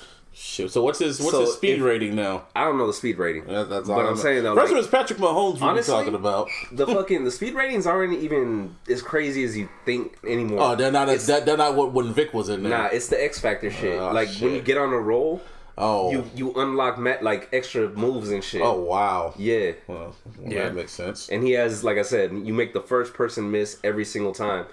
And it's funny, dude. I was looking back at it. I was like, yeah, nah, he does that to everybody. He breaks, Everybody. I think he's broke at least 4 or 5 ankles. Yeah, he caught some this ankles fucking season. Thursday night. Mm-hmm. I'm saying, bro. He Like, caught some more. Yeah. That's the ankle catcher now. Yeah. Lamar Jackson. Not even Vic did that shit. Vic just ran like a slave away from you. You know, they got the bone collector. Might as well be the ankle collector. Ankle collector. Whose anchor's next? Yeah. So he did that. So again, congrats to him. Yeah. Antonio Brown's still losing his damn mind. What else is there? The sky is blue. Now he's swearing off white women for 2020, and he's saying that's going to be the title of his album that comes out. No White Women 2020 is the name of his rap album that he says is coming out. One breaking news. Josh Gordon is suspended indefinitely from the Seahawks. Why? Let's take a wild guess. Just think about it. Martine, why did he get suspended? actually, there was 2 reasons. Yeah, one reason covers up the other reason. Yeah. So one was PEDs. Yeah. And the other was substance abuse. Yeah. Of course. Because the PEDs were used to flush out Yeah. the substance. So right now, Exactly. everyone's waiting for first take because they know what Steven ain't gonna say. Yeah, But see- it's unfortunate, but it's pretty much a done deal for us. Oh, it's a wrap now. They said indefinitely. He is I don't know gone. if it's just weed with him. Yeah, that's Yeah. like Like that's the crazy part, is because it's continually happening over and over and And over. it It's happened. like, And it bruh. literally happened the day after the game. They won, and he made like crucial catches throughout that game with the when he was playing with the Seahawks yesterday on Sunday. Yeah. And then they suspend him like that. They're like, "You got to go." Literally before, like 2 weeks before, like a crucial game for the playoffs, and they get rid of him like that. He must have been a pro. It must be something Fam, big. just go take your money, what's left of your brain, and just go holler at Steven Jackson, Matt Barnes, and Al Harrington. Then just Serious. Who get would have into the thought industry. at the beginning of the Serious. season we thought Tom Brady had the Avengers for wide receivers, and then by the end of the year, Antonio Brown is begging for a job and pretty much saying he's gonna rap about not one white woman, and Josh Gordon is single-handedly might be just out the league, Yeah. and now the Patriots are number 2 in the playoffs, like the number 2 seed. Damn, Yep. hate to see it. You know Not what else? really. Well, you know what else I hate to see? What happened with my Niners this past Sunday? Yeah, that. Ain't no gunshots today. That was unacceptable. Unacceptable! You seen that meme. You know what the fuck I'm talking about. Are you okay? No, that game I wasn't okay. I was irritated. That game irritated me. We deserved that L. Always about a game of inches, and that was a complete definition of it. That was our trap game. The one thing that you said, though, we deserve that L. That's the reason why I wasn't even giving a fuck. I was just like, the last few seconds, I stopped caring. I just said, hurry up and lose this shit. That's exactly what I was. It was the first time I was just like, y'all disgust me. Well, no, just for this game. I'll be happy on Saturday. Let's get it together. Look at y'all talk about how y'all lose. And you're still back into the playoffs. Well, yeah. That's why I'm not even That's why I'm not mad either. Completely dismissive of what happened across the fucking bridge in Oakland. Well, that's like an everyday thing for y'all. No, that ain't an everyday. That was the worst case scenario of what could happen for even Raider standards. That was sad. That was pretty bad. They were up 16-3 and lost 20-16 in the last game in Oakland. Well, went out just like the Warriors. As far as we know. Went out just like the Warriors. As far as we know. Because, I mean, they left Oakland the first time. Oh yeah. They might be back next season. Yeah. But nah, that's they'll be back in once the lease is up. As of now, they'll be in Vegas, but shit, for how long? Because, who knows? They've done it before. Yeah. It could be Oakland Part 3 again. In the span of 2 years. That is possible. It'll be funny before. It really is It'll be some funny shit before Gruden's contract is up. They can go back to Oakland. I can see it. Yeah. It's what? This is year 2, right? Yeah. Oh shit. I could definitely see. I could see that happening because there could be a team that ends up being in a situation where they need the stadium even more. Mm-hmm. And I could also see something where before that happens, Oakland reluctantly agrees to get a stadium done to get the team back. Shit. Like, the crazy shit's happen. So right now, that is true. The only team in Oakland right now is the A's. And who knows for how long that will be. Yeah, I know they were planning on moving. Mm-hmm. Yeah, they were planning on moving to Fremont or San Jose. No. I mean, like, moving. That's what, like away from the Bay. Like Vegas. Damn, everyone wants to go to Vegas. Damn. Well, I'm telling you, because once everything opened up with the gambling, it was a wrap. Yeah, it became, and then of course when you put the hockey team was the test. Mm-hmm. They put the team with the least. Isn't hockey has the lowest ratings? Something or is like it baseball? Well, out of the big four, yeah. Yeah. So that was the test. When they went there and started fucking winning in the first season, and everybody was showing up, it's like, okay, this could work. Yeah, now we could get this done. So they're gonna go to football, then baseball, and then basketball will be next. Yeah, like I've been saying, Seattle will probably be next in line to get the Sonics back with however they need to get them back. Mm. Vegas could be in contention to actually beat Seattle out first before they get the team back. Damn. Like, I could see that really taking fold. Well, I don't know, because they just built an arena for a hockey team out in Seattle. Yeah. So, I mean, that could be one of those conversion type arenas and shit, so you never know, man. Yep. Never know. Yeah, so they got that. Somebody else that it's pretty much a foregone conclusion, like I've been saying. Roger Goodell had his press conference. I forgot what Kaepernick did. I think it was an interview. They both basically just said, we're done working. We're moving past each other. And that's... Might be in the XFL. You never know. I don't know. I still have this feeling he might be back. For whatever reason, I have a gut feeling he's going to come back. I don't know how. I don't know when. It's just a feeling. Not this year. Nah. My Niners got to go to the Super Bowl. Fuck that nigga. I tell you right now, it's not going to be next year either. Well, man, I don't know, bro. Like I said, it's just a feeling. I don't know how. That's something the NFL, they're going to try to bury that this decade. They ain't going to try to have any of that stench come into the next decade. If they can help it. Until that 30 for 30 comes out. Yeah, when 30 comes out, everybody's going to love him. Seriously. Yeah. Jerry Jones. The whole narrative is going to flip. Yeah, Jerry Jones is going to leading that with, it's a great young man. Wish we would have had him. Yeah. We got you on video. Taking a knee and then getting your black ass back up. Fuck out of here, Jerry. Yeah. And Heisman. Yeah, LSU's quarterback, Joe Burrow, rags to riches. Basically went from that quarterback that was just there. It was just last year, wasn't it, Martin? Yeah. Like, literally, he was just there. Like, his career was just fizzling out, man. Like, he was a fill-in pretty much for the next guy. Comes right in this year and completely blows him out the water. So good for him. Good for him. And then basketball, what was it? To the date exactly. So that was Saturday. So today is we're speaking, it's the 16th. So the 14th. To the day exactly, that was when LeBron's first high school game was on ESPN. Oh shit! I don't know if it might have been earlier in the week. Either way, Bronny's game with Sierra Canyon against St. Vincent St. Mary in Ohio was this past Saturday. ESPN 3 and Plus had the coverage. He goes in there, scores 15 points, and wins the MVP of the game. That's not surprising. Did he hit the last bucket too? He hit the go-ahead bucket before the free throws started coming into play. Yeah. And he's just a freshman, right? Came off the bench too. Wow. It was weird though. They were playing a game where they didn't have a shot clock. Wait, what? Yeah, I was weirded out by that. I was like, okay. They never had shot clocks in high school? No, just in that game. It was weird. I've never seen a high school not have a shot clock. That's weird. Interesting. So they just have the ball for as long as they want. Yeah, but I was gonna say they probably figured these kids are gonna be running up and down anyways. Yeah, it wasn't that kind of game. We don't need a shot clock. They were putting shots up. But a freshman, and they're showing his games on fucking ESPN? Well, It's more than just Bronny though. Yeah, Ronnie's kind of like the icing on the cake. Yeah, but you gotta remember Zaire Wade's on there, but he was injured. Oh yeah. They still got like 4 or 5 top 60 players or some shit like that. Like it's a top ranked team. Yeah. But it brought out the who's who in terms of Ohio because of course LeBron on the off day for the Lakers while they were in Atlanta, he and his wife flew up there. Yep. And then LeBron's friends and teammates that made up the Akron Fab Five.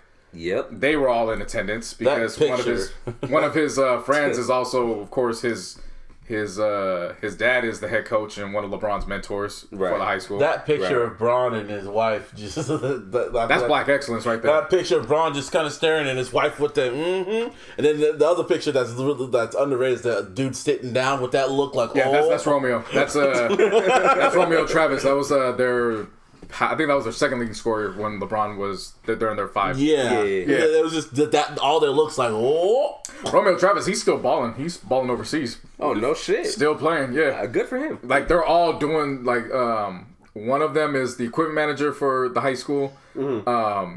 Drew the third is now an assistant at I think Cleveland College or one of the community colleges or the smaller colleges there. And then I forgot what Sion is doing, but like they're all still in the mix of doing everything around where they're from. So that was dope to see. And of course, Drew's dad is of course still coaching. Right. So that was cool. That was just one of those things where you just got to sit back and look because I remember exactly where I was as a 13-year-old watching LeBron in high school for the first time. Yeah. And then seeing Bronny like right there and it's like, fam, it's really been 17 years. What the fuck? Shit. We getting old, bro.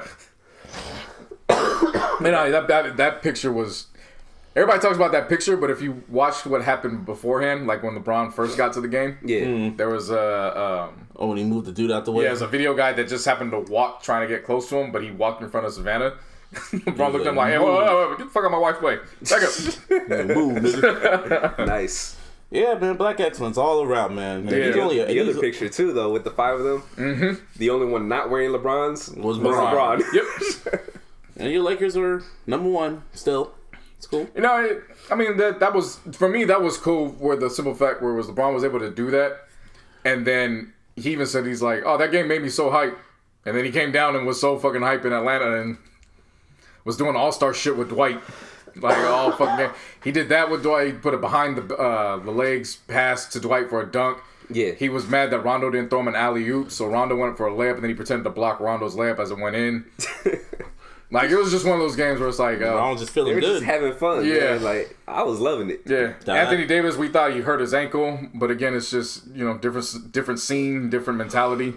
Because had he done that in New Orleans, you know, they would have pulled his ass out the game and all that. Nah, he stuck it out for this one, got more crucial blocks. Like, 27 games down, and we've only lost 3. I'll take it. Yeah.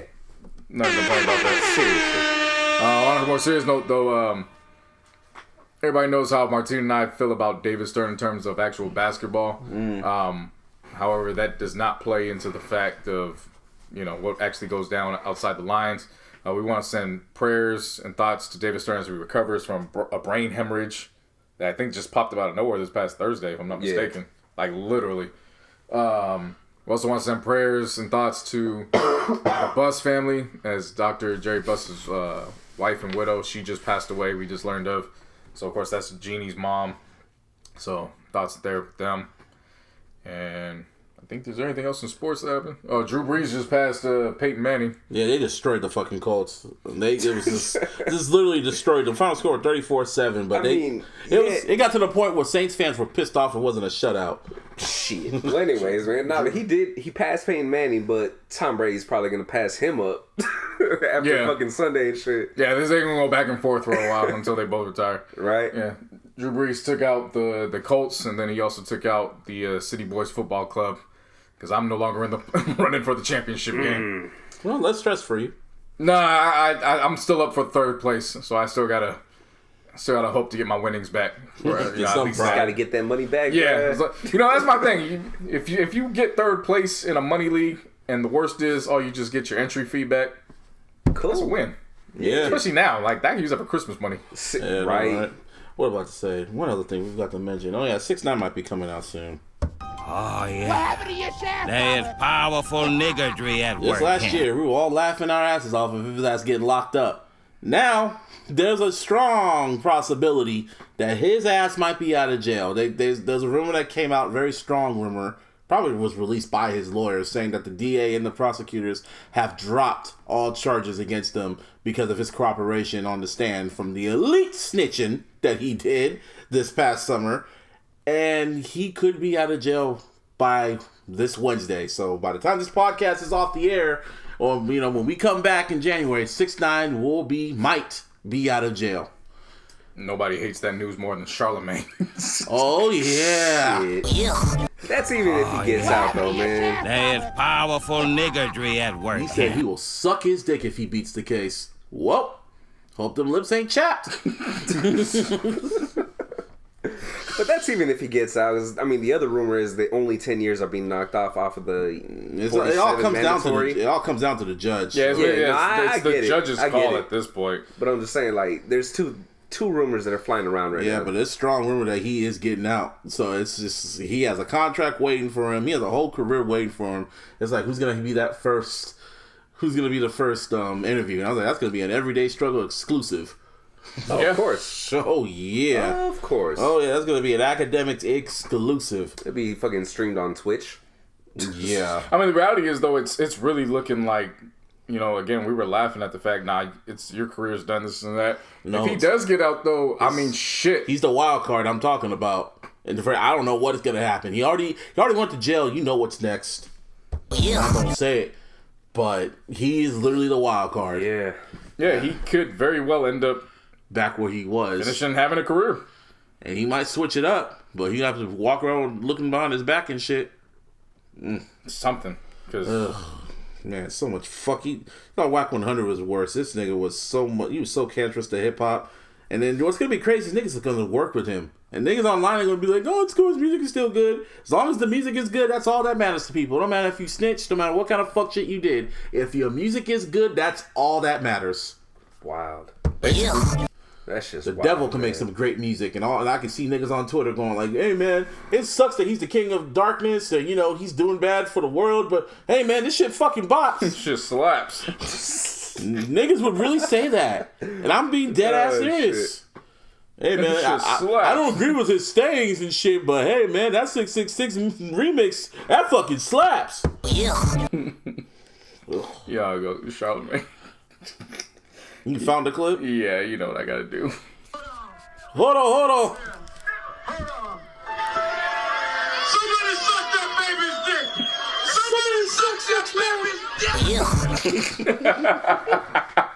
Oh, speaking of yuck, Pusha T about to be a father. You brought it up last week. Oh yeah, I sure did.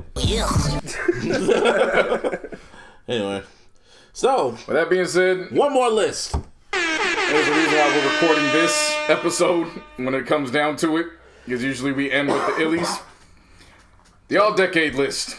The coveted final wrap-up of every fucking project that has dropped. We already dropped the first half of it was 100, but I didn't want to be here all day for 3 hours talking about 100 fucking albums. So the first half of our list is on the Twitter. Also on the Facebook. And the Facebook. And the Instagram. To be on Instagram. And the Instagram. It's everywhere. So y'all can debate amongst yourselves about that half. But this half, this is the final 50. From 2000 to 2019. These are the best albums of the decade, according to us. You mean from 2009? 2009. 2010? 2010. Come on, 2010. What did he say? He said 2000. Oh. No, I said I was like, 2010. what? Anyway, 2010 to 2019. That's the best albums of the decade. So, According to us. no, it's a fact. Oh, shit. So we're just like everybody else now, huh? Yes. Shit. It's a fact of life. It's always according to us. What the fuck? Ain't according to you. Fuck you think you are? I know you ain't talking to me, man. No, I'm talking This to sounds really aggressive. No, I'm talking to the people. Yeah, so How starting we up do this? from 50 up, these also include what we consider the last generation of mixtapes. Yeah, because now there ain't no such thing as mixtapes in the next decade. From 2020 on, that shit's done. Yeah, Mixtapes, everything is a EPs, project. albums, everything is called a project now. Everything is a project. Yep. So, Everything. So with that being said, that's all Everything. factored in. Of course, these were averaged out and then debated upon with the averages. Excuse me. And we almost had a couple fights. Yeah, but it wasn't the top. It wasn't the top three. It was like top 10. Oh, 3? Yeah, okay. The top three yeah. were the only consistent on this list. And even when what was it, like 8 of the top 10 were there. We just had to figure out the numbers. Yeah. Seriously. When I say the top 3 were the only consistent of this entire list, Yeah. they are the only consistent of this entire fucking list. Period. Like, we'll get to them. We'll break those down. Might as well talk about them now. Fuck everyone else. Everything else was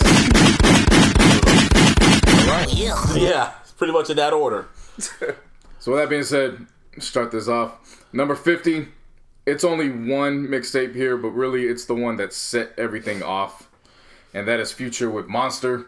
Of course, you can't bring up Monster with leaving out Beast Mode and course. 56 Nights. Of course. So that is the joint that started the run. Because remember, at that time, when he had dropped Honest right before that, it was looking spooky. Very spooky. Even though I liked Honest, but everyone was saying he was done after that. Yeah. They thought he was done. Yeah. They thought his run was over. He was trying to go mainstream. He had the shit with Miley Cyrus, the shit with Justin Bieber. He was trying to be pop. He was just like, you know what? I gotta be who I am. Yep. And Monster dropped. You know what sucks that Ape shit didn't come out this decade? Don't remind me. Why are they sitting on it? Don't just nah. Just God damn, nigga. number 49. Should just let it play, man. What the fuck? I have to finish it. Number 49 was Schoolboy Q with Habits and Contradictions. Dropped in 2013. 2012. 2012, Like yeah. right at the beginning of 2012 too. Yeah. Like right after the ball drop. Yeah, that was how I got introduced to Schoolboy Q, was through that project. It was like a second project, right? Or was it a third? Believe That it was his third. What? That was that was the second album because Setbacks was the first. Setbacks was the But first it was one. his fourth project overall because remember he had the first two where he was affiliated with Tyga. Yeah. Remember he was on GED in addition to T. Yeah. So Yes. yeah. So, of course, you had There He Go, and of course, Hands on the Wheel with Hands on the ASAP. Wheel. ASAP Rocky, Sex Drive with Gianna Alco, Tukey Knows, Sexting, Groove Line with Dom Kennedy. And then of course the one song that everybody wants but they can't get unless they actually bought the album, which is Blessed. Yep. Ooh. I keep saying everybody, you put Blessed up, and Schoolboy respond back like, y'all got Blessed money? Yeah, I ain't clearing that sample. Kendrick's verse was dope. Only if you download it illegally. Yeah. Shit. Number 48, Cardi B with Invasion of Privacy. We talked about it on the Illies last year, so go back and listen to that. Still great. Great album. And it's crazy that it made all 50. Yeah. It's still a great project. I mean, a lot of people will look at that and be like, damn, 48, it's not that high, it's low. But I mean, all things considered. It's like 100. Yeah. And they got up to 48. So that's a feat in 10 itself. years worth of albums. Yeah. And it made You it know on what I her mean? first attempt. Nicki didn't even get on this list. Spoiler alert. Yeah, no, but spoil it. Well, so what? We all... Wanted some mystique. Fuck that. Wanted some listeners to be like, oh, if Cardi's there, I wonder where Nicki's at. You know, kind of wanted to just end the show and just have them realize. Wait a minute. Yeah. I just wanted to laugh now. But this is controversial. I guess I'll take the leads on this one. Number 47, Drake. Take Care. Boo this man! Yeah, we just boo us. Just boo us. We'll take it. Pause. It was just an album that, you know, Shit. It's trash. It set everything off for him. Yeah. You know, in terms of, what was it? Thank Me Later was a rushed album. This one that gave him some time. He went back to his sound. So on paper, everything, you know, was on play. Yeah. I think this was the first appearance for Kendrick on a major. Yeah. Yeah. It was the If I'm first not mistaken. Yeah, it was. He's got Rihanna on there. Of course, Wayne and Nicki. Wayne and Nicki.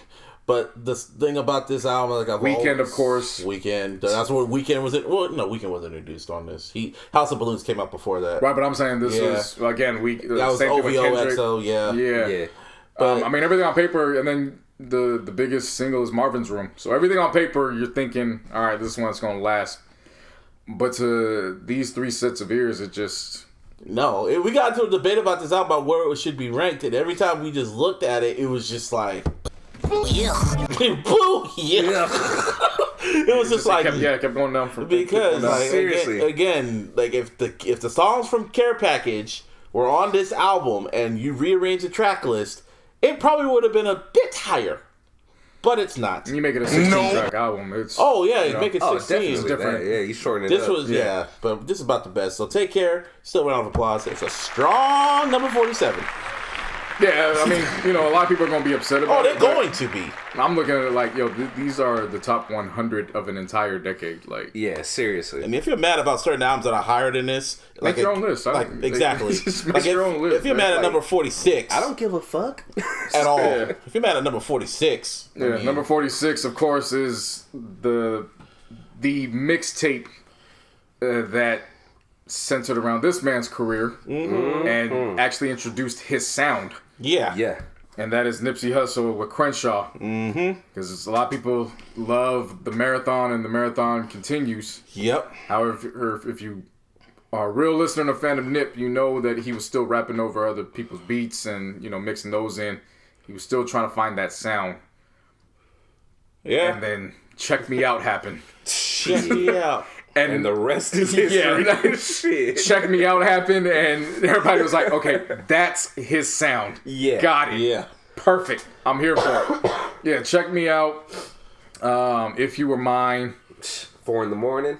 Yeah. You kidding me? I mean, the title song is up, Crenshaw. The final track. Just how intimate that track was. Can't say enough about that project. Now you take the reins, Martine. This is your boy. You wanted it to be number 1. If you wanted it to be. Don't push that, man. You did. You wanted it to be number 1. You wanted it I over won't Thriller. Man, all right. First of all, You're the fan. man, this is Wiz Khalifa, Cushion OJ.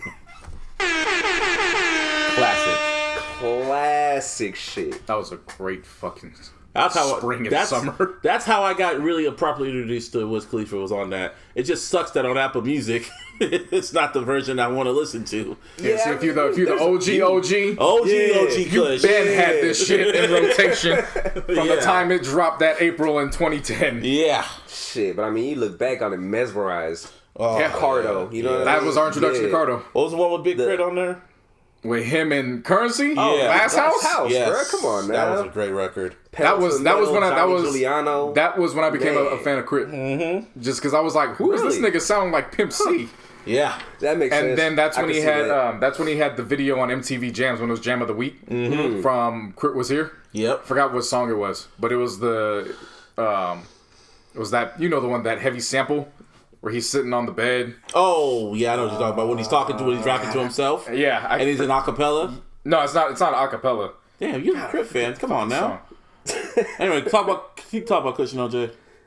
You're the Crit fan, as I'm taking trying to have a conversation. Look, man, I'm gonna tell you like this: when this fucking shit dropped, I legit. Did they change the cover art for Apple Music? Damn. Yeah, it's they been did. changed. They had to Why? because it was David Ruffin. Yeah. It was a David Ruffin That's cover, what- and Children of then the World they was the just song. put Children, yes. Wiz on Yeah. it. Oh, okay. But what you call it, man? When this shit came out, bruh, I literally bought a whole quarter ounce of OG. And stuffed your face in it? No. And then I stopped at the fucking Walgreens right by the street, right down the street, and picked up some OJ. I was like, we doing this the right way, bruh. Roll that shit up, of course, in the raw paper. King size. And yeah, man, it was a great fucking ride. That was Great fucking ride. Great album.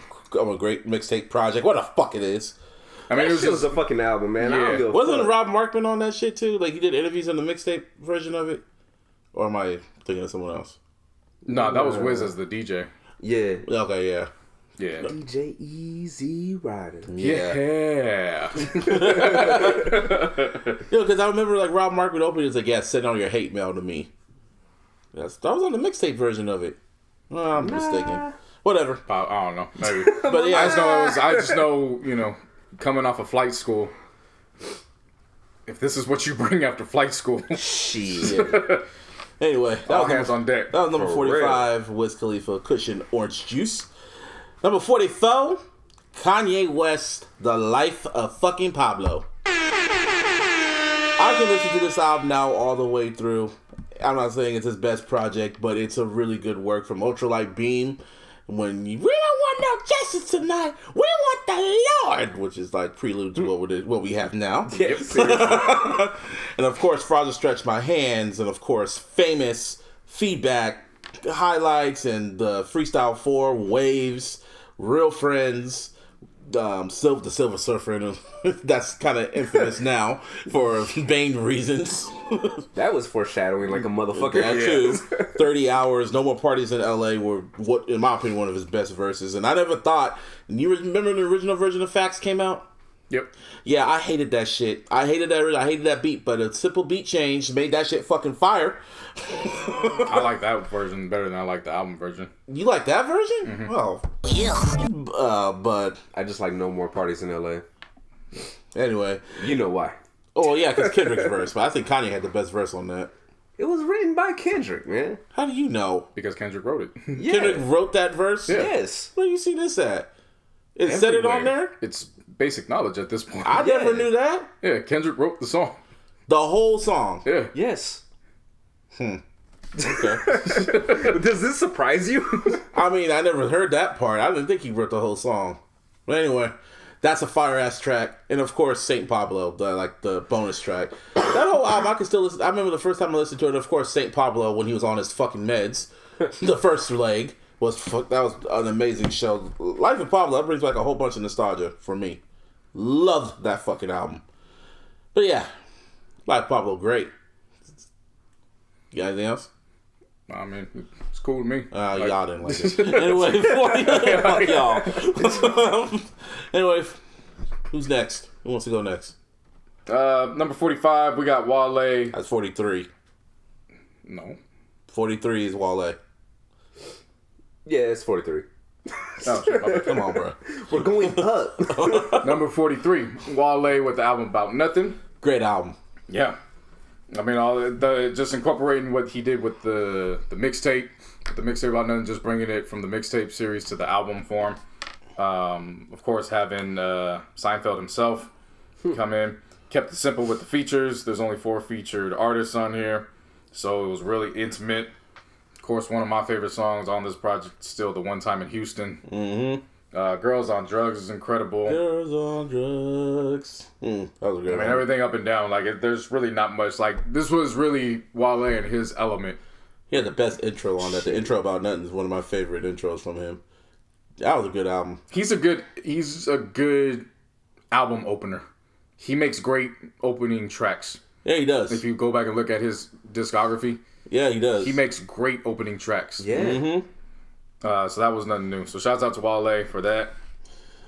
Number 42. Blank face. Man. Face. I didn't think he was going to be able to respond back from Oxymoron the way he did. Shit. But shouts out to Schoolboy Q. Which for what he arguably did. is his best album, in my opinion. Which one? Blank Face. Yeah. Oh, okay. I was No, like, no. what the I said arguably because he doesn't feel that way, which is kind of sad to think about. I mean, a lot of rappers don't I get feel, it. you know what I'm saying? But I don't want to say it's sad because they're the ones that live the life. Yeah. So that for them, there could be different attachments in life that has them for that. So I don't really. Plus, he could have just been past all this shit. You know what I mean? Yeah. So I don't want to say it was sad, but from the time Torch opens up, Yeah. Shit. This shit was just one of those joints where it was like, if you had any questions about TDE, just thinking it was just Kendrick, this was the one that, silenced all that up. Of course, you had that part with Kanye. Then you had Ride Out with Vince Staples. Dope Dealer. That's my shit. John Murr. Yeah, that was one of my shit. A lot of people don't give this one credit, but Never Change was one that really stood out too. That was a real good one. Yeah. Just what he was talking about and how SZA was able to complement that. Straight ballin' like a bitch. I love that. I stole that record. Black Thoughts, Blank Face with Anderson .Paak. Man. The one I love though is, and I love how he ended it, was Tookie Knows 2. Yeah. Right. Especially with Traffic and TF. I feel like those were two underrated verses on any Schoolboy Q project that he dropped this decade. Just because it was, they weren't and they aren't names that people are still familiar with to this day. Mm-hmm. But it's the fact that 100% what they were rapping was true. Yeah. Oh, yeah. There's no question about what the fuck they said in that song was, it was real. I remember you feel when it. we first reviewed this album, JC. I remember I told you it had to grow on me. You were like, what the fuck do you mean it has to grow on me? I was like, it just has to grow on me. And it had to take like a few months for me to really sit back and listen to it and be like, yo, this is a really fucking great project. And in my opinion, it is his best project. Blank Face is his best project. Shout out to Schoolboy. Yep. Cute. Alrighty, now coming in at number 41 is I didn't think was ever going to happen, but I remember when JC told me this, like, oh yeah, Kanye and Cudi are out in Japan. I was like, I don't believe anything them niggas are saying. And I believe it when it happens. Even when Kanye announced it, I still didn't believe him, but it happened. Kids See Ghosts. It can happen. It can happen. Kids See Ghosts with the EP, album. It's an album. 7 tracks. 7 tracks. Feel the Love with Kanye doing his best Michael Jackson Remember the Time impression. And of course, you got Fourth Dimension, was the unofficial Christmas song. Oh, Santa Claus is coming. That shit. Free, Reborn, which is one of the best tracks. They got Mos Def on this shit with the title track. And of course, Cudi Montage. This is not Mos Def. That's Yasin Bey. Anyway, come on, man. Like I said, that's Mos Def. Hey, respect it. You gotta respect it because we don't refer to 2 Chainz as Titty Boy. That's what I'm saying? I still call him Titty Boy. That's just disrespectful. Well, he's Titty Boy, 2 Chainz, whatever.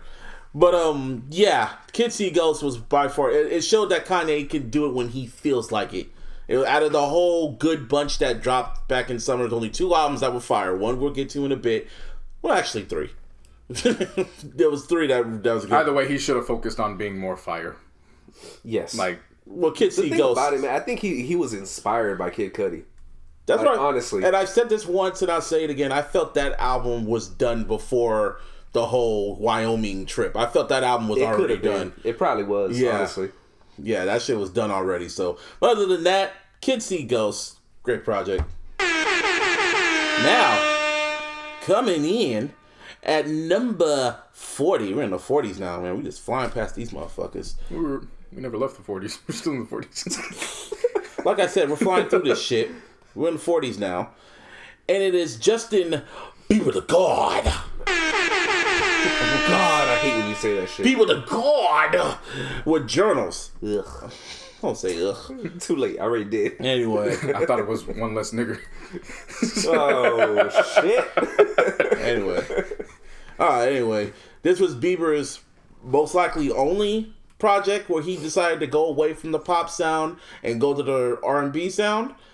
And this was surprisingly good because it was like his own Good Friday. He had Music Mondays and he was just dropping cuts like Heartbreaker and then All That Matters, and niggas were like, oh, so he's doing that R&B shit.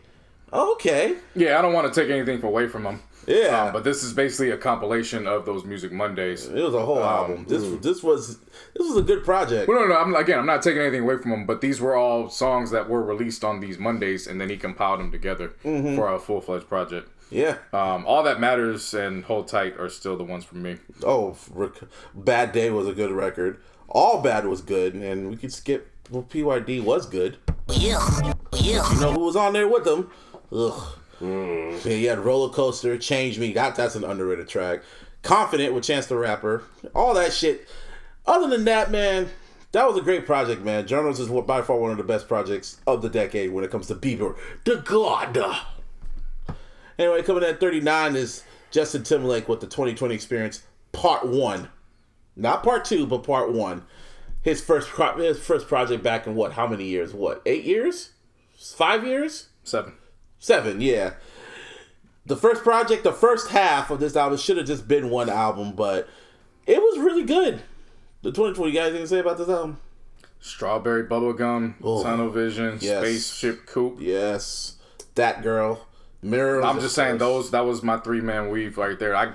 He could have ended that joint up to Spaceship Coupe.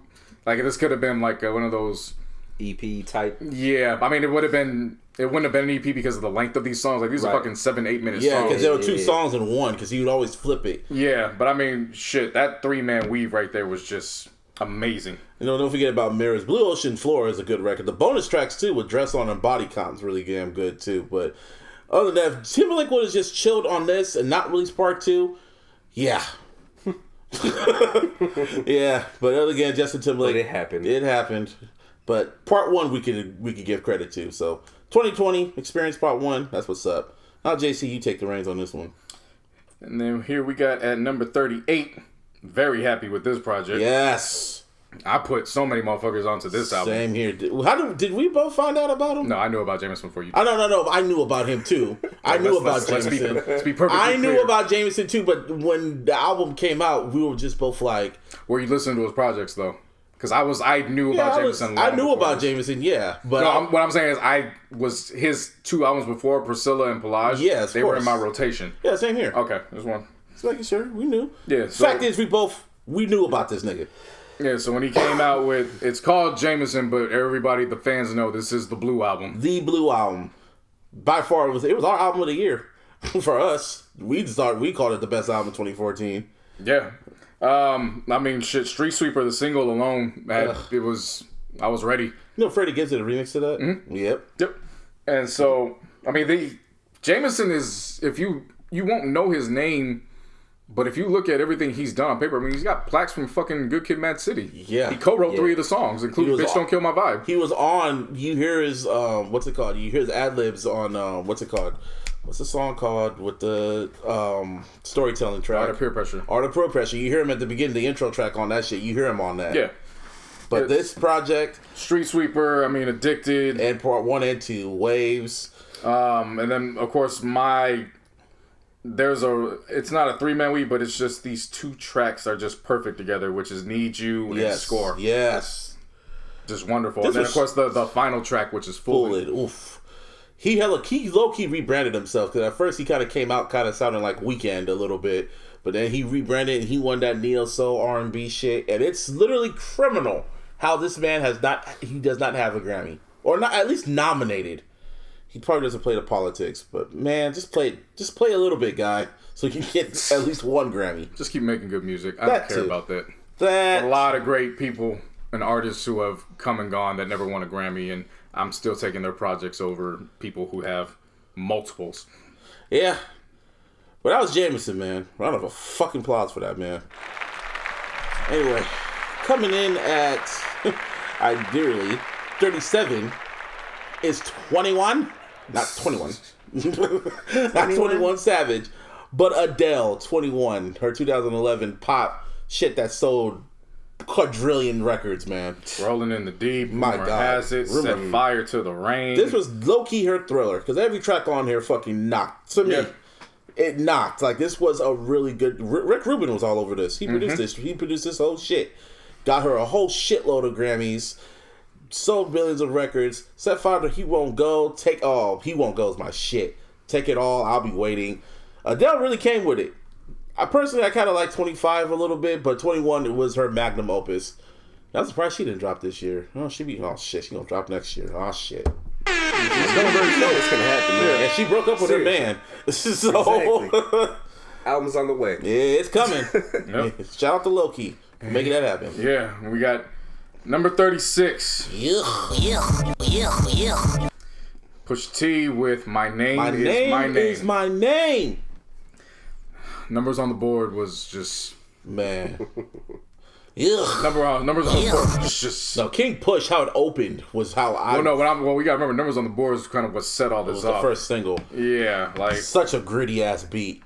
Such a gritty beat. Streets of Rain with Chris Brown.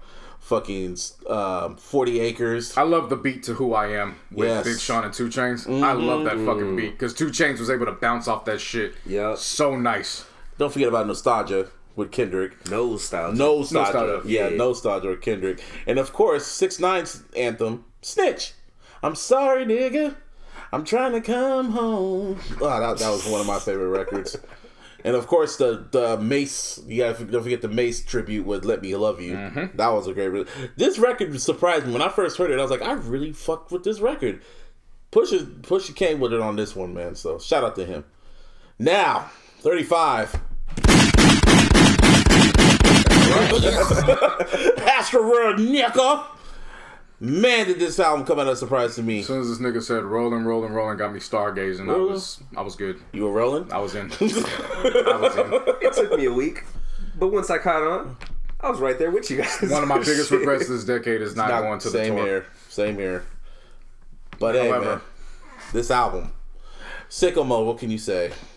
Stop trying to be God. What can you say? No bystanders. The one that really gets under talked about. I mean, Wake Up with Weeknd. He did a video for that and everything. Yeah. That was a great record. That shit still plays on the radio. Yep. $5 tent, NC-17. My personal favorite album cut off of this is Can't Say with Don Toliver. Yeah.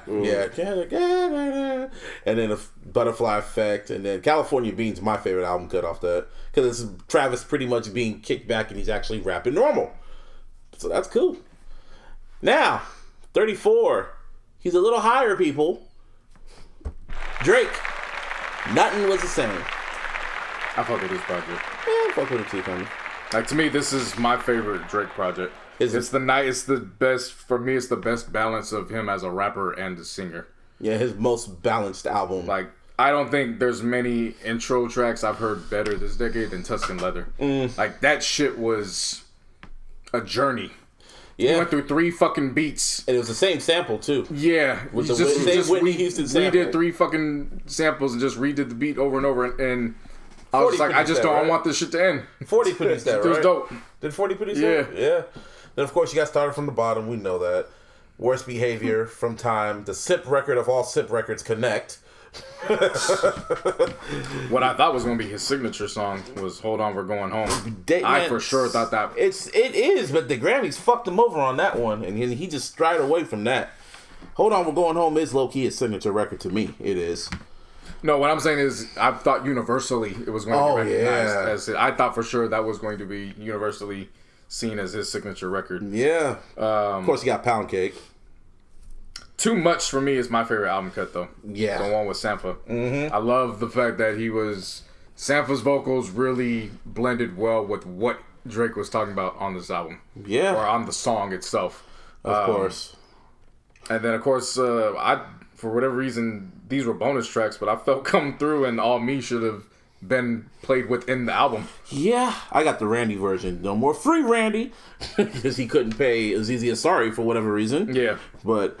And the Motion was going to be a bonus track, but that's just on my version because it's on Care Package. Mm-hmm. Yeah, that's another one. Yeah, Emotions. Yeah, and the Motion and Jodeci Freestyle. Jodeci Freestyle was whatever. I knew that wasn't going to be on the album. Yeah, I know. But the Motion, so this is what it comes down to Drake. It's just there were certain tracks that weren't included on these albums that, for me, they would have propelled these albums to the next level. Yeah. So, the Motion itself, I felt that would have taken this album to the next level. That would have been within those 13 or 14 tracks. And of course, number 33, Calvin Harris, Funk Wave Bounces Volume 1. It's 10 tracks of just pure summer. Summer records. Put the sunroof down and just enjoy the sun. Seriously. My God. I mean, who would? I mean, if I tell you, okay, there's gonna be a song with Frank Ocean and Migos, first fucking response is, huh? Yeah. What kind of shit is Seriously. that? Yeah. But the way that motherfucker slide, my God. Oh my God. One of my favorite songs of the entire decade. Bro, I still be slapping that shit. Yes. Without no issue. Like this. I might. And this was when I found out that Offset could really fucking rap. Mm-hmm. When I heard him on this shit, I was just like, okay, I need to go back now. Yeah. Yeah, a lot of people have said that. They said that this was when they had to go back. Yeah. That's when Frank Ocean kind of broke out the shadows again and shit like that. It was like, wow, this is... Young Thug with Pharrell on Heat Stroke Worth. That was great. That was good. Feels with Katy Perry and Pharrell. Oh, was Ariana Grande one of those records? Whatever it was, is not shown. But I remember Kehlani and Lil Yachty together, and that just working. And I was like, he just had combinations on here where it was like, he's a fucking mad scientist. Like the shit don't make sense. But when you hear it, it's I hope he he drops another one of these compilation albums next year or during the next decade. I hope he drops a volume 2 of this. That would be nice because this was great summer music. Number 32, Control. Not that one. We got throwback. We got TDE's own SZA with Control, which is her debut album. Classic. It kicked off with Drew Barrymore in terms of the single. Yeah. Had everybody anticipated. And then Love Galore dropped. And you find out who these acts sound great with. And lives up to the hype on paper. Yeah. Because, of course, SZA's a vocalist. And Trav he's really good at executing his vocals when they're mixed. Right. So when you get a pure vocalist and somebody who knows how to manipulate his vocals to sound the way they do, it's a great blend. Great blend. Oh, definitely. Of course, you got The Weeknd, the side bitch anthem of the year. But then one that I felt dropped just way too late, probably could have came before The Weeknd, was Broken Clocks. Yeah. I feel like Broken Clocks been the second single going into The Weeknd. It probably would have, because the video was great. Song is excellent. Yeah. But it dropped, like you said, too late after when the single was already at its hype and shit. Yeah, I mean... Don't skip over Doves in the Wind, man. Of course, Doves in the Wind. Of course. I mean, not even just for the Kendrick feature, but I mean, bruh, that song in general, and then the video too. Pussy. Yeah. And then I like the fact Kirk Grandma was all over the album too. Yeah. So it made it a much more personal album. Yeah. Great project. Absolutely great project. Now, he's high. There he is again. There that boy is again. Martin, just deal with it, man. Oh. Number 31, Drake's mixtape, quote unquote. If you're reading this, it's too late. Had so many arguments about this. Well, people actually feel this has aged, in my opinion, I actually agree with them. The people feel this has aged better than all his projects. If you're reading this, it's too late.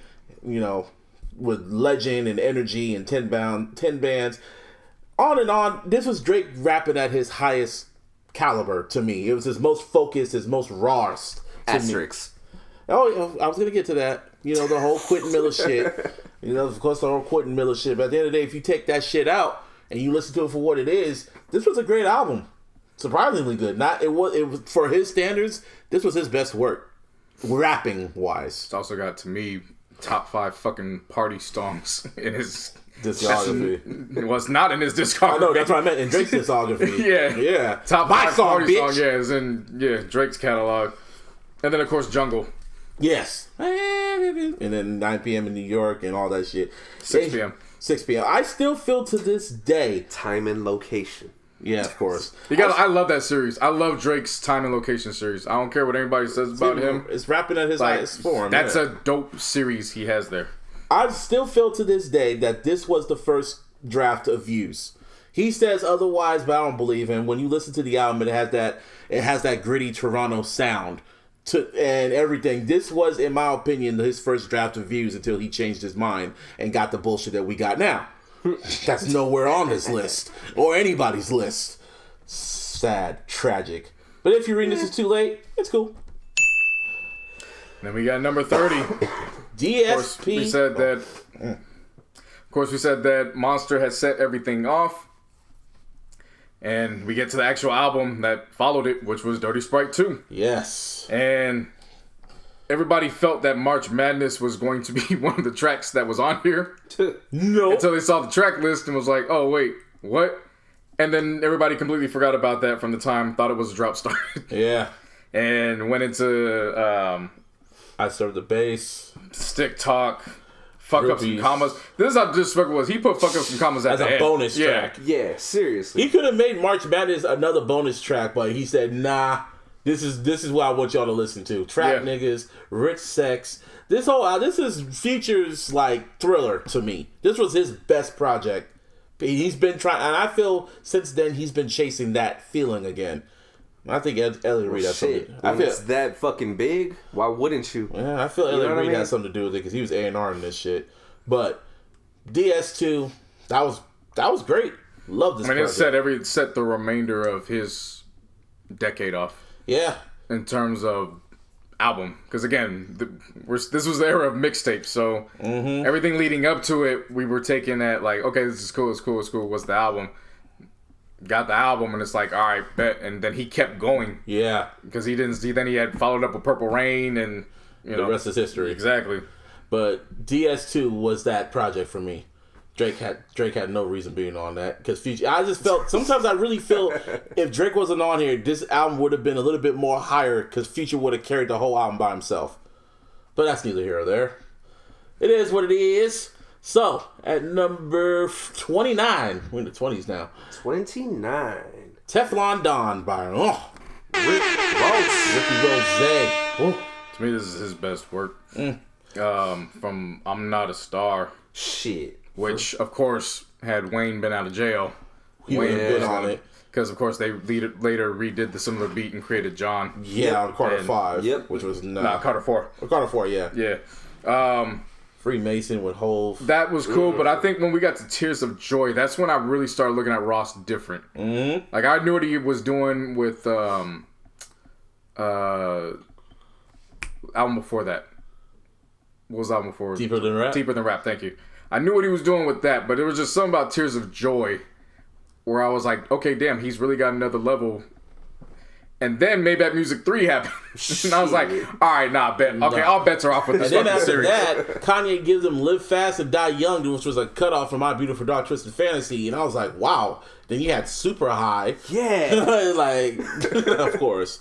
The one song that stands out in terms of like, it works, but at the same time, it's like, was number 1 with Trey and Puff. Yeah. It works, but it's just, that's not usually the song people go to. But then he grabs you back again with MC Hammer and BMF. It's Trap Ross. And then right at the plight of it is Aston Martin Music. And he was an asshole for cutting out Drake's verse, but then all the money in the world. Now, from my understanding, Drake didn't. Oh yeah, Drake didn't send that. I was like, wait, that's not what I remember. Drake didn't send that verse. Yeah, he just did the hook. Yeah. Great. That was a great project. Teflon Don. It really was. Now coming in at 28 is his little sister Solange Knowles. Little sister. Whoa. sister. Solange Knowles with a seat at the table. I remember when this album dropped and I was listening to it and I was just like, is that Master P narrating? The fuck? And I remember I hit up JC like, yo, you need to listen to this album. And I was like, I'm listening. You had Kane. Did you hear Master P? Then you had Canes in the Sky. You had Mad featuring Lil Wayne. You had Fubu with The Dream. I mean, Don't Touch My Hair. Don't touch my hair. Don't touch my hair. Captions for days based off of "Don't touch my hair." I mean, the cover art itself is like "Don't touch my damn hair." Yeah, but this whole album is Solange. This would, what I always said that Solange will never be Janet. And when I told people that, I was like, she's never going to get out of her sibling's shadow. This album got out her sibling's shadow. This was, I guess, in a way, her control. In a way, This was a great album. Too bad the other album wasn't that good. It's part of the trilogy known as Elevator Music. Yeah, you call it elevator music? Shit. I call it elevator gate, but elevator music. Elevator that works music. Perfectly. The trilogy. elevator music. We get to the other two later. Yeah, this was the first edition on this list of the elevator trilogy. Yeah. So shout out to Solange. It was classic as far as I'm concerned. Yep. Number 27. We have none other than Big Sean the Don, Dark Sky Paradise. And I remember him coming off of Hall of Fame, and I was like, do not play that shit around me ever again.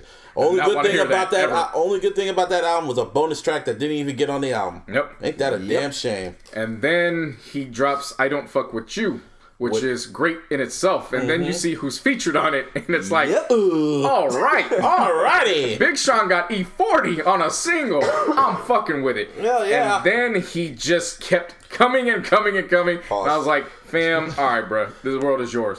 Because when he did the extended version of Paradise. Yes. He was rapping his ass off on that. When Travis Scott is doing ad-libs to Live For Your Love, just screaming straight up. Straight up. With Kanye on All Your Fault. And then you get Ty and Chris for Play No Games. Then the video, that was classic. Yeah, which classic was, record. you know, they pretty much did a whole story of Martin. Yeah, The don't TV forget about Blessings featuring Arbery. Yep. That was Of a great course. one. But then, like, as these were all great records in themselves, but there's just something about win some, lose some. When Yes. I felt like that was the perfect transition in that sequence to come down from where we were Yep. and just realize, okay, damn, nah, he's got it. Yeah. He's working with something on this album. Yeah. And then Deep with Lil Wayne. Yeah, oh my, that was Wayne's best verse of this decade, in my opinion. It's up there. That showed me that, yeah, you still got it. Even when you were telling me that he should retire, I'm like, nah, I hear verses like that, and I'm like, nah, Wayne could rap his fucking ass off if he wants to. And then what I felt was a great closer, One Man Can Change the World, Kanye and John Legend. Yep. And of course, he had the bonus tracks. I liked Research with his ex, Ariana Grande. He's got two of them on here. Well, one he's still with. Damn, Yeah, that's seriously. what Big Sean Gray. He could have his exes on the same Yeah. album and be cool with all of them and fuck them both Why not? and make them come 9 times. Yep. Apparently. Apparently, but Big. Well, it's no coincidence. Giant Janae Aiko's featured on track number 9. I know. Irony. Yep. Anyway, coming in at number 26, nigga. YG, My Crazy Life. Now, I remember when this album dropped, Shit. I was kind of skeptical. I remember exactly where I was when I listened to it for the first time. I was like, okay, let me listen to this album. And after I listened to it the first time, I had that funny feeling. I was like, oh, this is good music. I gotta go back and listen to this shit.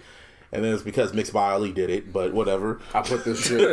I took this shit out. I pulled the car out and I drove around because I had to listen to it. Even though I wasn't in LA, I was in California. I had to drive around and listen to this. This was the album of 2014. This is the album that changed everybody's perspective about YG. Yo, period. Definitely. Because we thought it was like, I Just Read Up 2 was, all right, he can do something. Yeah. But can he do it in album mode? On board, And did he? he just surpassed every question that they had about him. Of course, with the opening track, BPT. Yeah, I mean, to even open it up, like the fact that we all went into this not knowing that this was in some ways gonna flow like a story, Yeah. and then just realizing, oh shit, This is a story. this is Good Kid, Mad City's cousin. Like this is one of Kendrick's homeboys or his cousins that he's talking about that gets him in the shit. Yeah. This is his perspective. Or Serrane's cousins. I mean, that's how it looks, man. Yeah. Or it could have been Like, Serrane's I cousins. always look at those two albums. Those albums are forever tied together because you get both perspectives Yep. Yeah. on both lines in Compton. Yeah. I mean, I Just Want to Party, and then you get two TDE cats in Q and Rock. Oh, Rock. Yeah. Then Left, Right, of course. And then Meet the Flockers. Yo, and Meet the Flockers is just on some other shit. Then you got My Nickel. Then Because Meet the Flockers just flows into, like, again, we didn't know anything about this going in until then, Past Me, I'm with my nigga, boom. And I'm like, oh my God. Oh my God. Who is mixing this? Oh my God! Okay, it's happening. And then Do It To You, which of course samples Let's Play House by the Dog Pound, Nate Dogg. Me and My Bitch, which was Tory Lane's first, I guess, his first official mainstream feature, I think. Maybe. Shit, it might have been. I think, Maybe. yeah. And then, of course, you had Who Do You Love featuring Arbery when he really tried to be sneaky and The take infamous Rapping shit. Fortes. He tried to be so slick with it, thinking no one was going to notice. And Rapping Forte said, No. Give me a hell. Give me what I want. give me my money. Yep. To the tune of what? 100,000? Yep. Yeah. And then, of course, you And had the credit. He had to go back and read the and credits. they had to recredit, and Yep. then you had Really Be Smoking with Kendrick, which was a allude to what was to come later, but we'll get to him Well, later. but to me, Really Be Smoking is, people don't talk about that track enough. Mm-hmm. Like, it wasn't just about, Yeah. he broke down why they really be smoking and really be drinking. Yeah. Like, Yeah. it's Seriously. like, you just look at the track and it's like, oh, no, it's not a party record. Right. No, it This is really a cry wasn't. for help. Yeah. Like, they're Yeah. telling you, this is how we're living here. This is like Future's whole career. Yeah. But all around, My Crazy Life, man. Round of applause for that young gangster. He came with it. He really did. 25. Number 25, we got Big Crit. Forever is a Mighty Long Time. The double album. First independent album after leaving Def Jam. Thank God. The Lord. I went into this very happy with where he had left off with It's Better This Way. Uh-huh. Because I was like, all right, he's doing everything on his own. Confetti dropped. And I was like, okay, this is on the Mount Olympus shit. Bet. Let's go. And then the album dropped. And I was like... Oh my God! Okay, it's happening. Yeah. Everybody stay calm. What's the procedure, everyone? What's the procedure? Stay calm. But you weren't calm. It's my... for real. I hit everybody up like, you need to get this album now. Just get it now. And thank me for it later. My sub 4, Subenstein, to me is my favorite one out of the series. This album. This Man, it's no, Manny Fresh produced it. You know what I'm saying? Like, Manny Fresh produced that in 1999 with Lloyd. He was able to get CeeLo to rap. Yeah. On Come Up to Come Down. Yeah. And CeeLo didn't outshine him. This nigga got... His second verse destroyed everything. This nigga got UGK on this shit. Yeah. Like, legit Pimp C vocals. Not that shit... Well, the shit we have, we know how to use them. But, yeah, Big Crit knows how to use them, too. Layup. Great. And then just how to close it out with Getaway. That's just closing out the first half of this album. I was about to say, that's disc 1. Yeah. Yeah. And then he comes back with some film shit. And I'm like, wait a minute. What the fuck is this? What kind of shit is that? Because that Justin Scott shit, like, he didn't put one fucking bar on that. Nope. And I still will play that just off random. Like, I just want to hear some music. And then to find out that, nah, he scored that he scored it himself. He is a producer. Yeah. Keep the Devil Off. Keep the Devil I play Off. Keep the Devil Off probably once a Sunday every month. Just keep that in rotation. It's a pretty gospel-like record. Miss Georgia Fornia, which basically combines Mississippi, Georgia, and California, and he talks about his road going from all three. Higher Calling with Jill Scott. The Price of Fame was just that and Drinking Sessions, and then of course closing out with Bury Me in Gold. This is like, I was so glad a lot of people got put up on Crit at this album. Because Def Jam wasn't around to, kind of leave him off on the side to bring them an album. Yeah. He was able to do it his way. And he executed, in my aspect, flawlessly. Yep. Great record. Great record by Big Crit. Now, 24. I call this the once-in-a-lifetime album. A sequel should never happen from this. Nope. It should not happen. It should never happen again. If it does, it's going to be a gospel album. Because I want chaos. But it is Jay-Z and Kanye West. Watch the Throne. This album was an event. That's the best way to describe this album. This was a moment in time that will not be duplicated. When you open up with No Church in the Wild, then you have Liftoff and of course Niggas in Paris. Then Otis, who could ever forget when what's his name? Funkmaster Flex. Remember when Flex dropped it? No. Oh, I was in Atlanta when Flex dropped his record and he went on a huge rant and he did like a whole WWE promo talking about the record and shit. How great it was. Oh man, that was a classic moment in hip hop. Then you have New Day, no connection to WWE. Then That's My Bitch. Who Gonna Stop Me? Murdered Excellence. Kanye and Hove, mainly Hove. People don't appreciate Hove's verses on this album. I feel his best verse ever was on Illest Motherfucker Alive. That was one of his best verses he's ever had. And of course, Prime Time, and he ended off with The Joy. Once in a lifetime album, once in a lifetime moment. I don't think this should happen again. If it does, it's gonna be a disaster. So, but they both on some shit right now, so who knows? It might not. But Watch the Throne, by far one of the greatest albums of all time. Yeah. Of the decade. Number 23. You got The Roots with Undone. Great record. The concept album that tells the story of Redford Stevens, a drug dealer. So Memento shit. However, they put a spin on it. They let you know beforehand, now this nigga dead. That nigga dead! And then they tell the story in reverse. And, man. I mean, it just, like, how they start off with, it literally starts off with him transitioning from life to death. So there's just a sound. And then all of a sudden it goes into sleep. And then, of course, the lead-off single was Make My, which, of course, had Big Crit and Dice Raw. It was great all throughout. Like, Black Thought was just killing shit on here. But then, to me, one of my favorite features of the entire decade was Greg Porn on Stomp. Mm-hmm. I ain't never heard no shit like that in a long time. I mean, he just... one of the things he said was, Daddy should have let me be a stain on the bed sheet. Like, like, just everything about that was so fucking raw, and the video accompanying to it, like, it was literally like watching a fucking robbery take place, just hearing it. And then of course Tip the Scale, which ended up being the excuse me, ended up being the final song in that sequence when they released all 4 of those videos. Yeah, I remember that, and they had an app for that shit too. Yeah, like they went all out. They for this went album. interactive with that. People need to do that next decade. I remember there was a time period when they were doing that shit a lot, making the album interactive and shit. Right. But Undone, I mean, there's not much you can say about that album. Like, it's just great from beginning to end. Coming in at number 22 is Childish Gambino, Awaken My Love.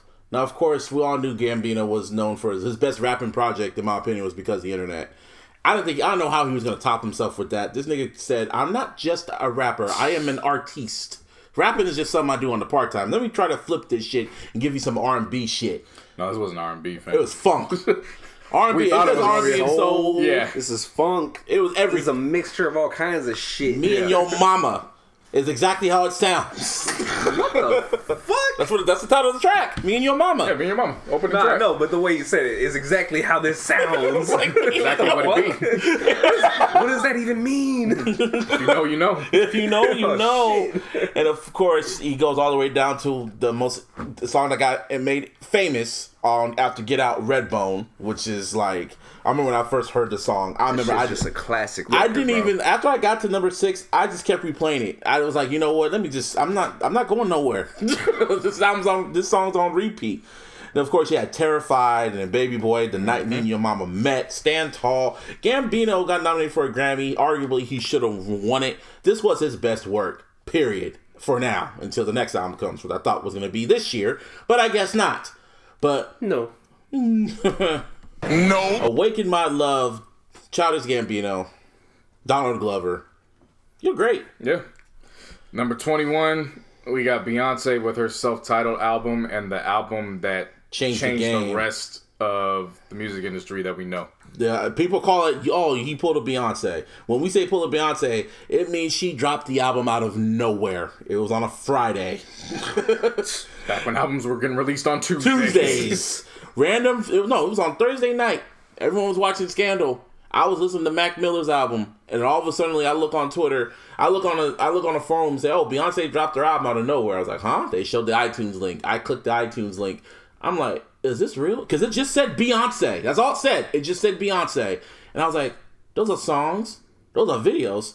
What the fuck? Jay-Z? What the fuck? Drake? What the fuck? Frank Ocean? What the fuck?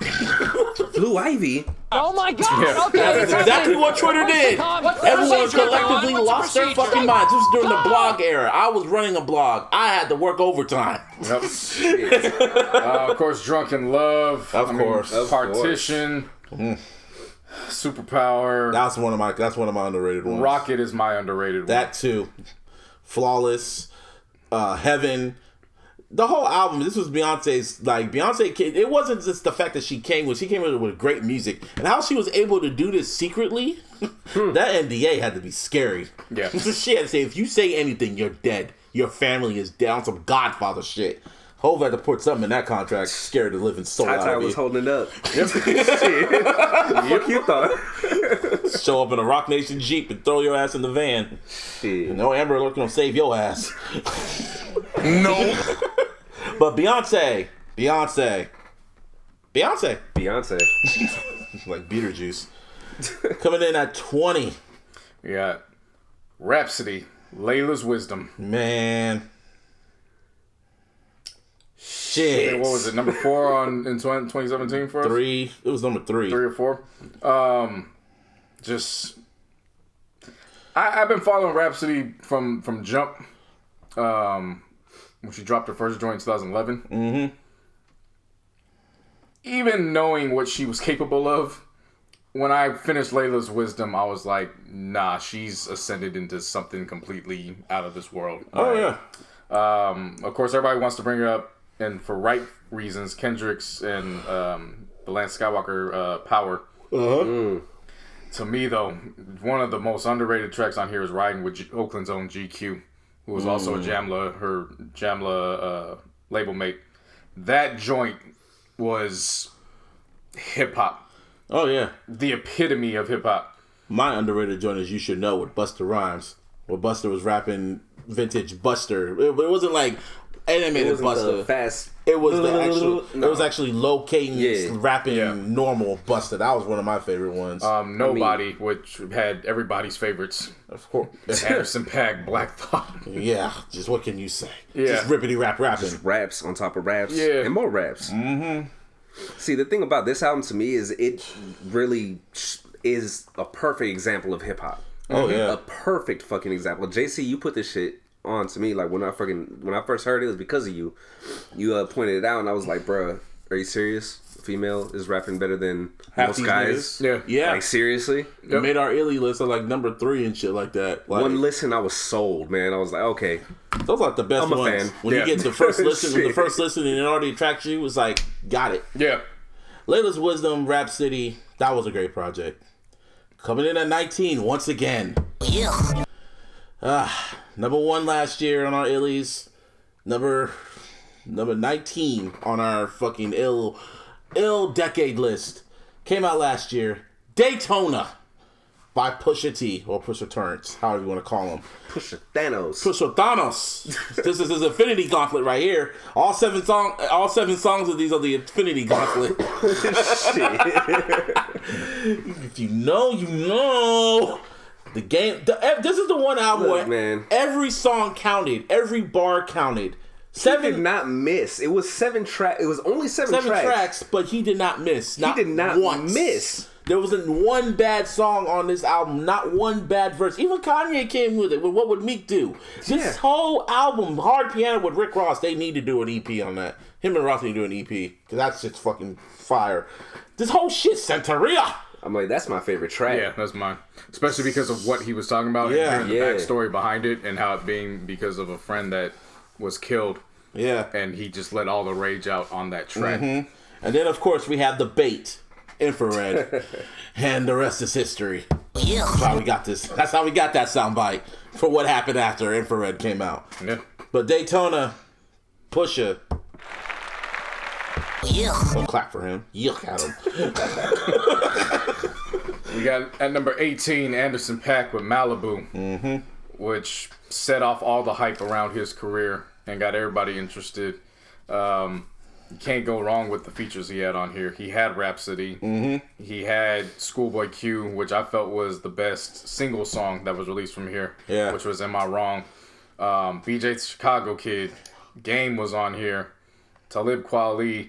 Like, this was my introduction to him.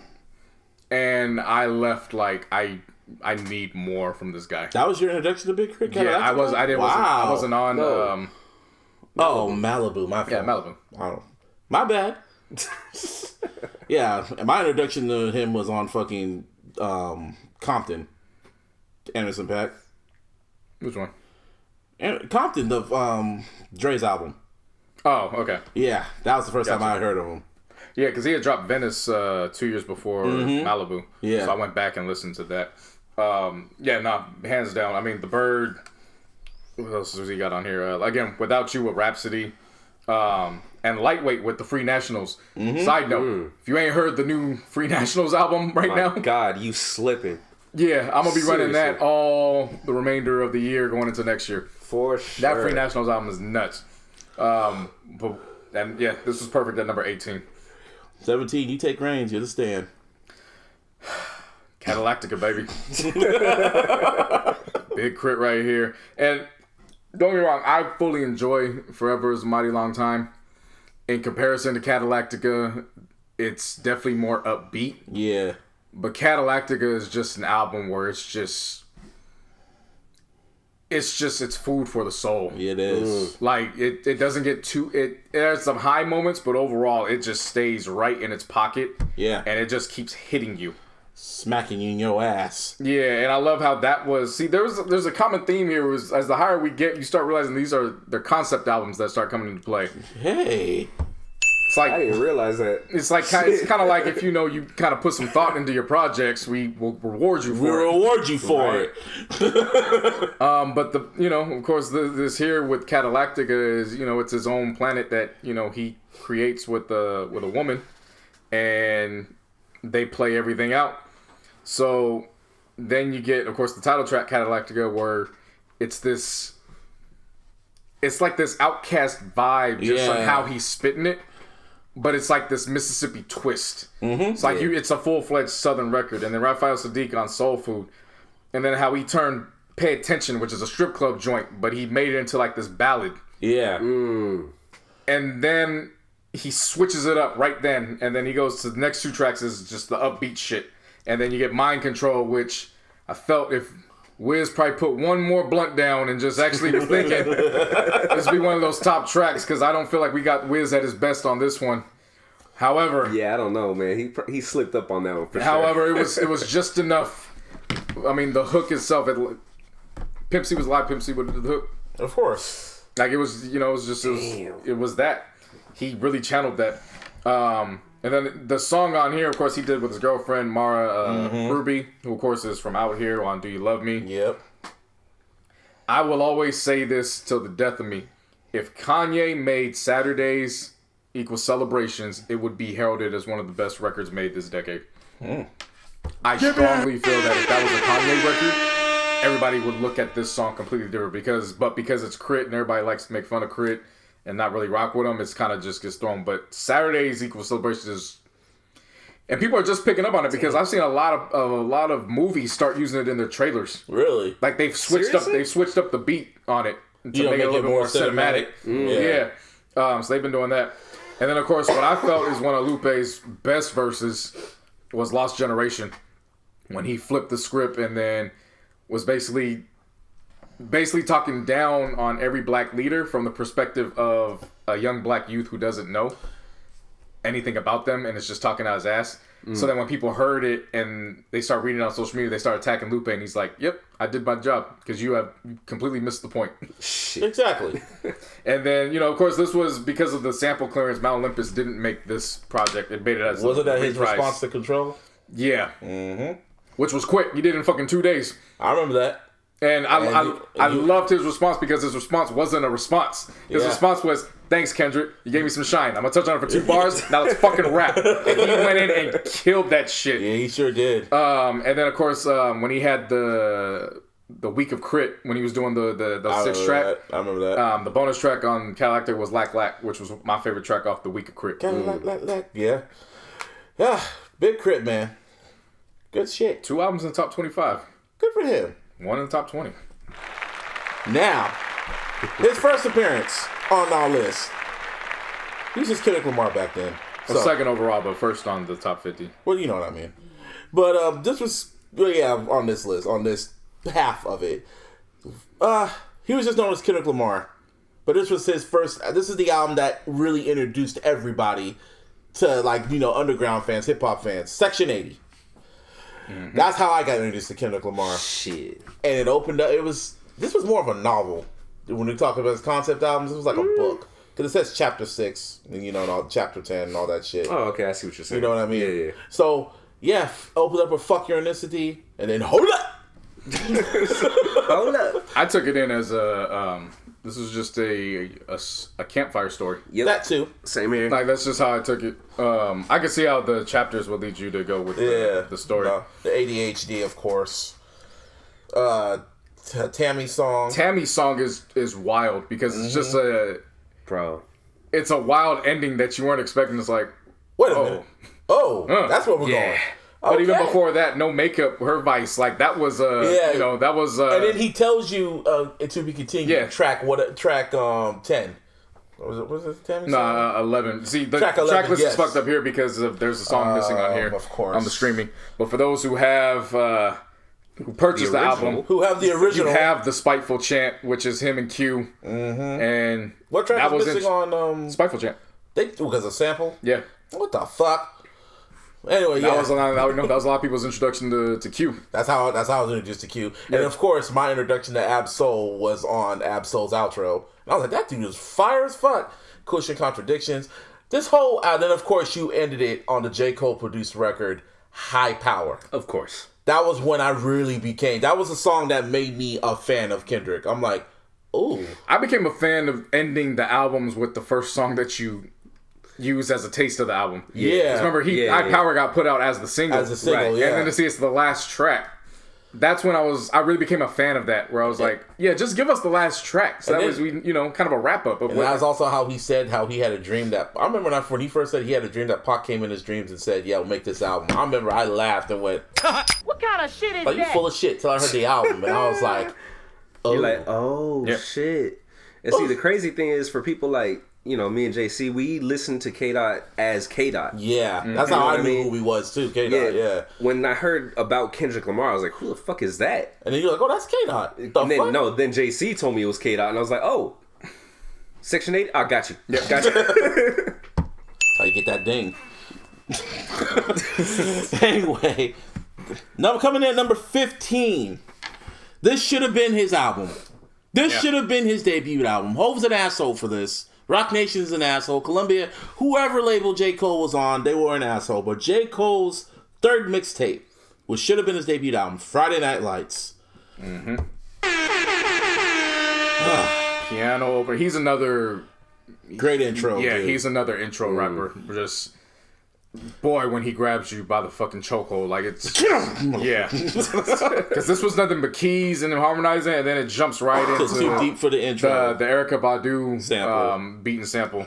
And then he keeps going up to "You Got It" with Wale. Oh my god! Which if you were familiar with attention deficit, J. Cole, renegaded him. Yeah, he caught a body on his boy on this album. And he didn't mean to. Yeah. He was just rapping how he knows how to rap. Yeah. So to hear Wale, that, because, shit like that could start beef. Yeah. I mean, we saw it with fucking Gucci and Jeezy with Icy. Like, that shit started a whole fucking beef. Outshining him, man, Eagle's a motherfucker. Yeah, but that's a friendship that we don't give enough credit for this decade. And of Wale course, and Cole. You got Blow Up, which would have been a huge single if it was on. If it was an official album, Blow Up would have been that single. It would have been, and then you had Higher, In the Morning featuring Aubrey. Two Faces, one of my personal favorites from him. Best Friend of course, it's a sample. Premeditated Murders. That song. Premeditated Murders is just that's a personal favorite. Yeah, Home for the Holidays is a good one too. That's an unofficial holiday record. Yeah. And then Sea World is another one where it was Sea World is to me is his Keisha's song at that time. That was his Brenda's Got a Baby. Well, I'm saying yeah. And then Farewell was like the perfect outro. Like, wow, that could be his retirement song. And then Cole was like, nah, I got one more. I got a Good Friday joint I gotta add. And then I was looking for trouble where he had literally the best verse on there. With names Kanye, on there. Big Sean, Shy High the Prince. Was it Pusha on that too? Yeah. Yep. Yeah.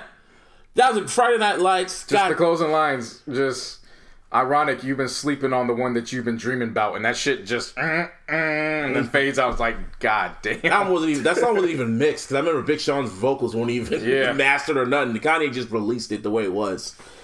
Speaking of Kanye, coming in at number 14. Had to fight for this album, but I got my way. And I've been waiting, baby. Jesus. Controversial album right here. But in my opinion, this was pretty much one of Kanye's best works to me. Of course, you open up with On Sight, with him just literally sniffing coke off the fucking keyboard. That's the best way to describe it. Yeah, that makes a lot of sense. Just like put the coke and just went and then all you heard was... And then Black Skinhead, like, wow. It was one, when you keep going through this album. That's hype, man. I really like that track. When you heard that song, I'm like, you made this? This is the same nigga who made College Dropout? Holy shit. Then I Am a God. I remember when he put I Am a God featuring God. You got your black ass mind. It still says that. He took it off on mine. I'm looking right at it. Damn. Yep. Featuring God. Well, I took it off of mine. And of course, when Kanye put his face all over the buildings with New Slaves, you can forget that. And he had the nerve to put Justin Ivor and Chief Keef on the same record with Hold My Liquor. Blood on the Leaves. What can you say about that damn record? Should have been track 1. That's what I could say about the fucking record. Yeah, Kanye said he wanted to put it at track 1, but he was like, make y'all think about it. And then he put Bound 2, which frustrated so many people. I remember when that dropped. So many people were frustrated, like, what the fuck? Why couldn't that been it? That could have been the album. And Kanye just trolled you. Other than that, I love this album. Yeezus is a great record, and over the years, people have started to appreciate it. Some people. Mm-hmm. That's all I could say about that. But Yeezus, great record, great album. And number 13, it took about a year, 2 years for people to actually appreciate it. And I know that for a fact because they're trying to revise history. Oh, they are. Because when this album came out, it was right dead smack in January of 2016. And who came out later on that year, which we'll get to later. Yeah. But it was Rihanna with Anti. And from jump, I've always contended this is her best work to date. Yeah, it is. There's not much, like, consideration with SZA is great, James Joint, but then you just get to kiss it better. And it's like everything that was sultry that she did over her career. Mm-hmm. This was like the apex of that. This is her mastering every sexy track she did before, and it became this record. And it was like her vocals were just some of the best vocally mixed I've ever heard on a track like this. Then you get, of course, you had to work with Aubrey. Desperate, of course.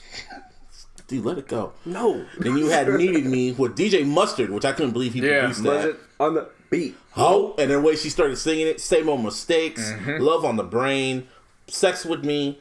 This was Rihanna's magnum opus, and until then, she was like, "This is my best project. I ain't releasing shit but panties and bras." And it's wild that the person who's behind the scenes on this is Travis Scott. Oh, he and A&R the album? Well, remember this is when they were together. Yeah. Well, fucking. Oh, they were fucking. Shit. So that's why remember his influences on here. That's why Birds Trapped in McKnight is, people call that his ode to Rihanna, because that's when they broke up. That makes sense. That's when he got with Kylie, whatever her name is.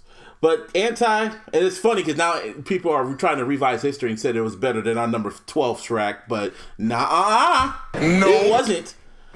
Beyonce, Lemonade, which was part 2 of Lemonade Gate. Or not Lemonade, elevator music as you call it. Yep. Yes. That happened in that decade. This premiere, I remember when the trailer came out, it was going to be on HBO, and I was like, what the fuck is this? Oh, this is a trailer? And then when you watch the movie that came on HBO, Beyonce just revealed, yeah, my husband cheated on me. And I was like, hold up, what the? Oh my God! Okay, it's happening. Everybody stay calm. What's the procedure, everyone? What's the procedure? Stay calm. Yeah, Jay-Z cheated on Beyonce. And that's still crazy to think about, and he got her back. It's not crazy. It's just hope. Like, that happens every day. That's just levels. It's just levels. But let's talk about the music, though. Formation is the one that obviously alienated a country. When she said, fuck the whole you, fucking country. No, when Beyonce, I want to thank Beyonce. Beyonce, thank you for saying that about fuck my man good, take his ass to Red Lobster. Red Lobster. Hot sauce in the bag. No, it was just what stuff she was saying was it divided a country because you had white people who love Beyonce and they're like, I can't relate to this. So what is this? This isn't good. And it's like, yeah, it ain't for you. And then the video, because she dropped the song the same time as the video, and white people called the video racist. Yeah. And it was like, what? And then the halftime show at the Super Bowl when she performed the song. You think that's racist?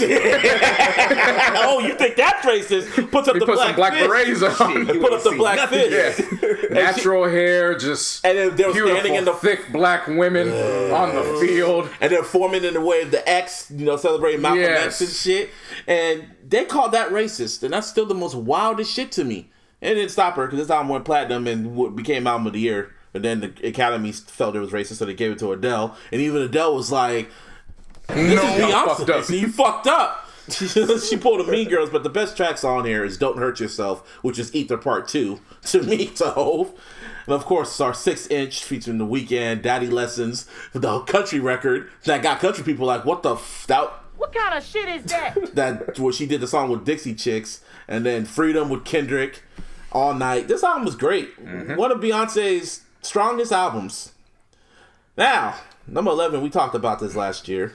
Number 11, And it kind of shot up on our list. It was number 2 last year, but due to circumstances this year. Well, it ain't even due to circumstances. It was my number 1 last year. It was my number 2. And then as time just kept going, right, I feel like everybody else was. I think everybody was just late to the party and hear what I heard. They just caught on pretty much. Yeah. Nipsey Hussle and Victory Lap.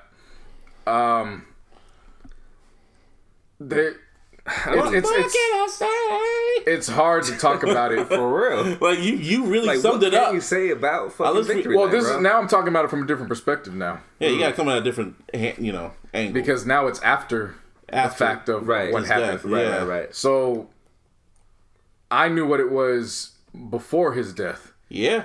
And then to play it after his death, it was just like, damn, you really did leave something that can stand the test of time. You really did. In this project. Like, there's just so many gems and jewels in this fucking album. Oh, for sure. I mean, there's even tracks that I knew cats that didn't like when it first came out, and right before he died, they were hitting me up like, "Oh nah, like young nigga." Yeah. Oh, young. They didn't like young nigga. No, they weren't catching what he was saying. They were focused on Puff's ad-libs? Yeah, they were more so focused on that than what he was saying. And I was like, I kept telling people from Jump, I was like, fam, that's channeling 90s. Yeah. Like, he was able to, that was kind of like a cheat code. He was able to kind of give you a glimpse of what he would have sounded like in the 90s. Yep.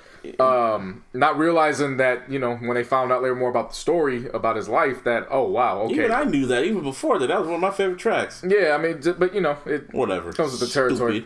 Of course, Blue Laces 2 for me that's my favorite song off the album.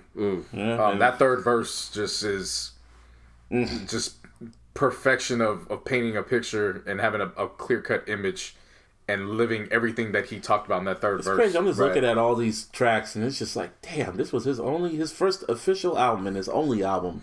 I'm like, what the fuck? And you end it, and it's funny when I hear like I remember you broke down what you felt Real Big, Double Up, and Right Hand to God is. To me now, after the fact, I listened to Real Big, and it sounds like the little ending portion towards the end. It sounds like he's transitioning into heaven. Yeah, and then you hear Double Up because it sounds like he's in paradise on Double Up. He's chilling, which is one of my favorite tracks. And then Right Hand to God is his final like salute to the world. Right Hand to God, it flows perfectly the way you said that, because remember when they opened up his funeral, Right Hand to God was what they started with at the funeral. Yeah. So it was literally like hearing that is of course I hear the album different in general because of the passing. Right. Mm-hmm. But in a way I still hear it the same because it's like I knew what I heard before the death. Yeah.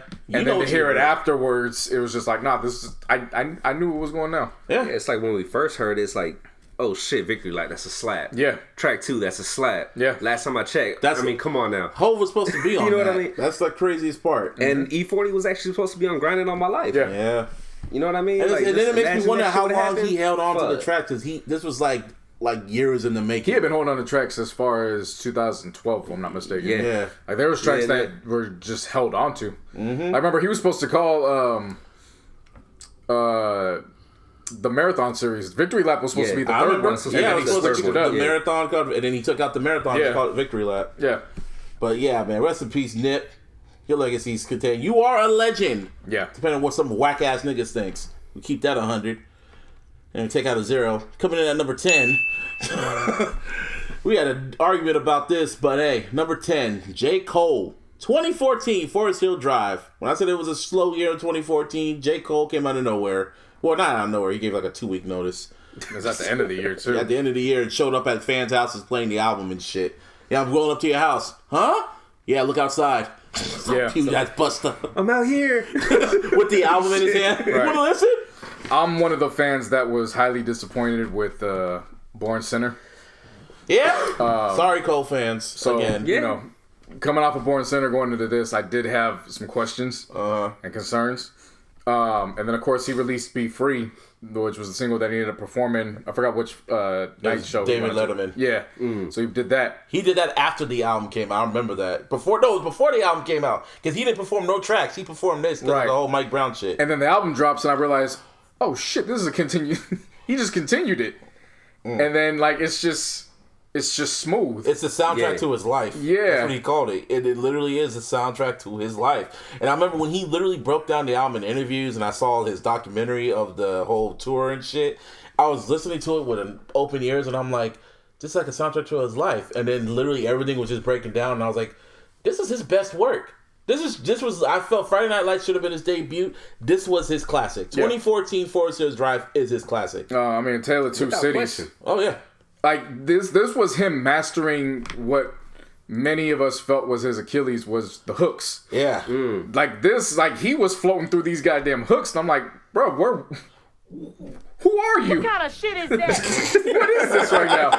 I mean, Tale of Two Cities, just hands in the air. Hands in the air now. Fire Squad, which of course, you know, that third verse. Yeah. That a lot of people remember that verse. I've always stood firm on Saint-Tropez. And just having this eerie ass vibe to it. Yeah. It's like it's a beautiful. It sounds beautiful, but like there's this eerie feeling, and it's kind of like that's what it is when you pack up and you go to Hollywood type deal, where it's like it looks good, but you have no idea what's coming with it. You have what's it called? GOMD. Yeah, get off my dick. And then No Role Models. Don't save her. You don't want to be saved. You know, Hello, apparently, which was one of the singles, and Love Yours, which is an emotional track. And, of course, the long-ass liner notes with Note to Self. That was a great idea. Yeah, it was. I'm surprised a lot of artists haven't done that since. Yeah. And, of course, I think I said this last week, but Eve said this is supposed to be a double album, and they had to cut it down. Yeah, makes sense. I believe it. Yeah. But, J. Cole, you coming at number 10. We're in the top 10 now, people. It's just flying by. And now, coming in at number 9. Damn. Damn. Kendrick Lamar, Kung Fu Kenny. Pray for me. Ain't nobody praying for me. We doing that. Ain't nobody praying for me. Ain't nobody praying for me. That's a great summary of the song. Yeah, no shit. We did a whole podcast talking about this damn album, but we're gonna talk about it again for you whole asses. Pulitzer Prize winner. Yeah. And you've always every song fucking charted. Now what was the analogy you always said about this album? Wasn't your favorite Kendrick album? Well, it wasn't like your classic, but what was it? The analogy? This is Vince Carter's dunk contest. Mm-hmm. This is the elbow and the rim dunk, where you hear it, you know it's great, and you're like, okay, did it, until you hear the end, and you're like, wait a minute, what the fuck did that? Wait, time out. Wait, what? And then they replay, and you realize, nah, this nigga, this. Okay, hold up, time out. Let me What kind of shit is play that? it back, run it back one more. Let me Chris see. Tucker been talking a lot in this whole list. What kind of shit is that? What was your favorite tracks on here now that's like years later? Shit. 2 years later. Still DNA. Yeah.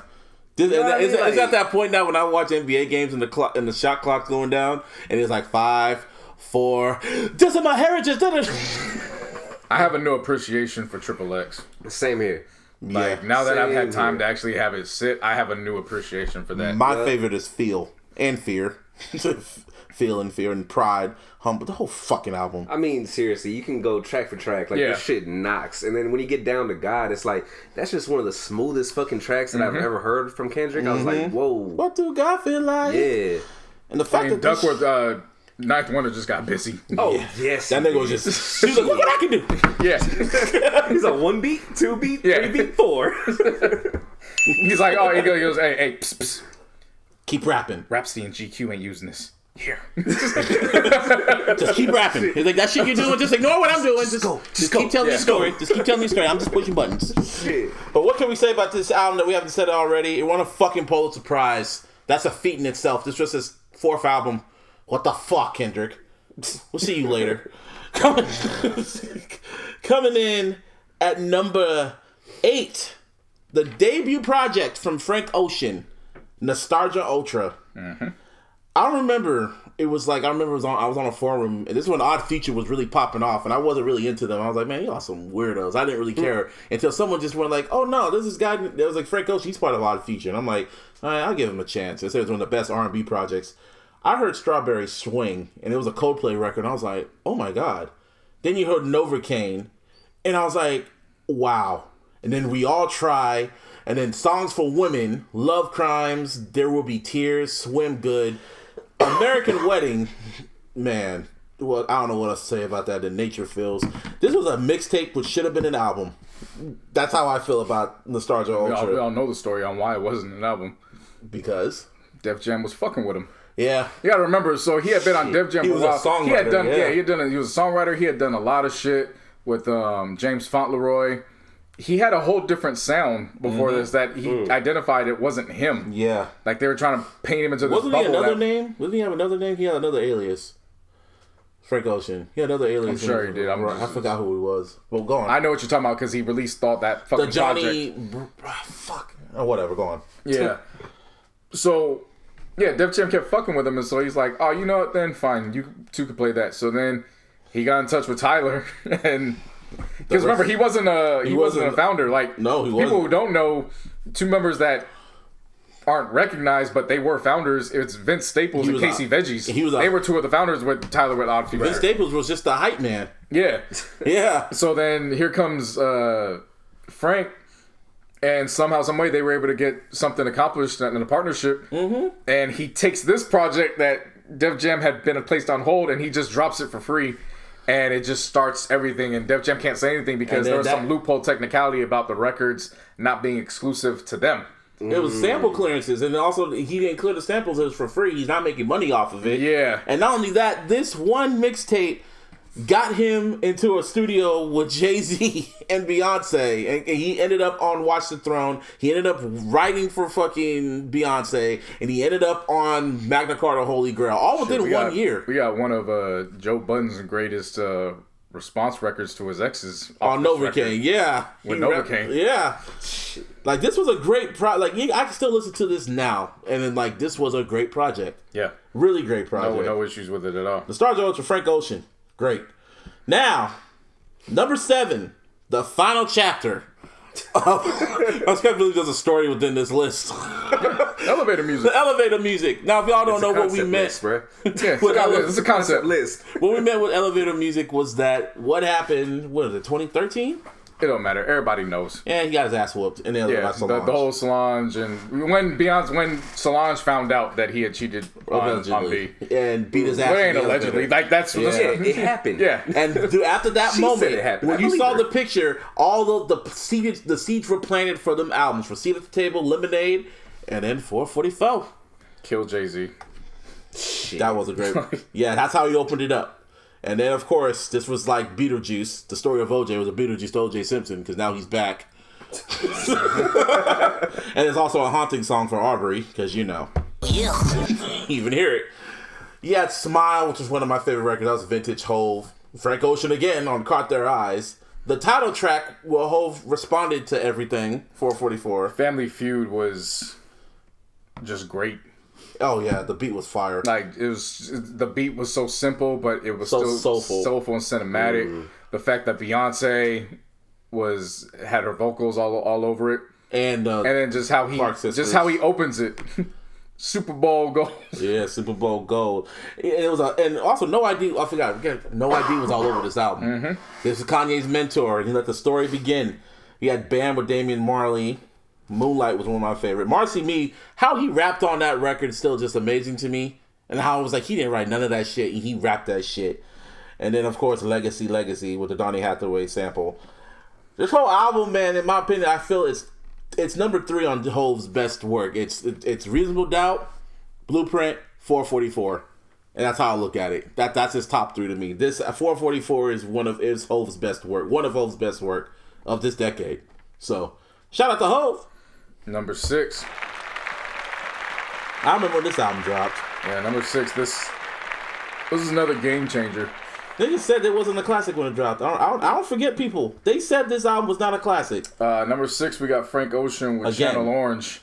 And I want to make it perfectly clear that a lot of niggas were so hesitant to call this a classic because of the revelation of him being bisexual. Yeah. And there were certain songs that had references to a man. Mm-hmm. And from that point, they just thought that this was about to be like a gay album. Yeah, like this was supposed to just be some music that was just like a hyper homosexual album that like was just all about sexualizing everything. And I was like, No. Did y'all not hear what he did with Novocaine and Swim Good? Like, Seriously, he though. was bisexual then. So fuck? It was so Ain't crazy. shit changed? Yeah. What the fuck? I remember how everyone was saying this wasn't a classic and how disappointed they were. And now I'm looking at all these decades lists, including ours, and we seeing how high it is. And I just go, told you. Yeah. The opening. See, I come from a household where Luther Vandross, there's no slander in Luther Vandross's good name whatsoever. Rolling Stone, don't go to Same Jay-Z's house. You'll get stomped I out. will whoop your ass. I will whoop your ass. Give me a hell yeah. And of course, after his death, that's when it became public that he was a homosexual man. Right. And people were feeling weird about that. I remember being a teenager and I'm like, fam, all that means is that that's a spectacular artist, because he took, if you listen to the songs, he never really proclaimed a woman or a man. It was talking just about love. gender Love. fluid. Person. Yeah, love And in general. it was just, I've even said it, I think I was created to a Luther Vandross song. So It's possible. that's my uncle. Yeah. At my point. So somebody that could do art like that, that's a legend beyond explaining. And that's Right. what this album made me appreciate Frank Ocean. I mean, first of all, Think About You this was a what's it called? Demo track. Yeah. A reference track for Bridget Kelly. I remember that. This was her record. Damn, I'm glad he didn't give it to her. Oh, Yeah. you did? He didn't give what? it. Yes, she sang. I remember hearing it, and then the reference track came out, and then Def Jam said, Nah, we need that back. "Yep." hand that over. By this time, Def Jam was up on game after Nostalgia Ultra and was like, nah, we need to go all hands on deck with Frank Ocean. And then I remember, So she really did sing that shit? yes, look it up. And I remember. I don't want to. It's a good song. Well, she did a decent job, but Frank Ocean renegated her. That's his record. The biggest fucking tease of this album is Fertilizer. Just how, because it was a James Fauntleroy. It's a James Fauntleroy track that's unreleased. That's why it sounds like he skit. So he that's why it's took the radio. so he took it, and that's why it's just used as a commercial skit, and then they take it out. And then you had Sweet Life was produced by Pharrell. That was crazy. Was it the Neptunes or just Pharrell? Same. I think it's just Pharrell. A lot of people don't know this to this day. Sweet Life, when he's naming the fruits, those are fruits that are used for wine. So it still goes over people's head, and it's like, no, that's Sweet Life. When you think of Sweet Life, you're the wine is the drink. And then you had Super Rich Kids, which is that's a summer record. I remember this album came out during the summer. This was the perfect. That was the perfect when you're at the pool, you're kicking back, and you just play that record. Yep.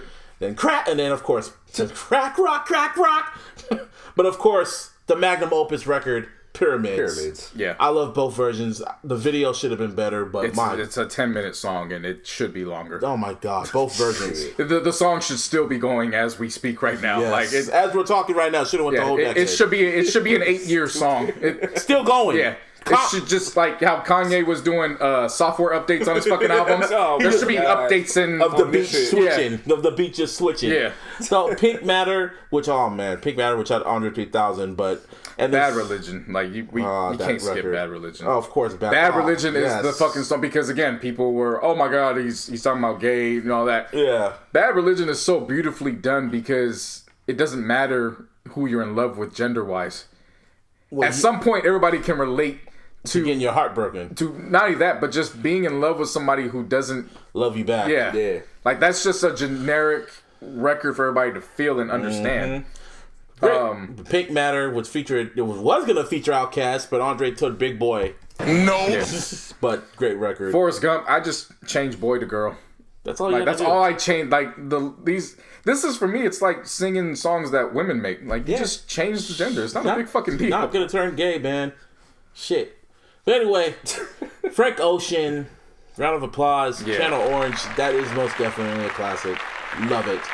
You know what else is a classic? Put your pinky rings in the moon. The one who beat Hove at the Grammys. And niggas got mad at him. But Bruno Mars, 24K Magic.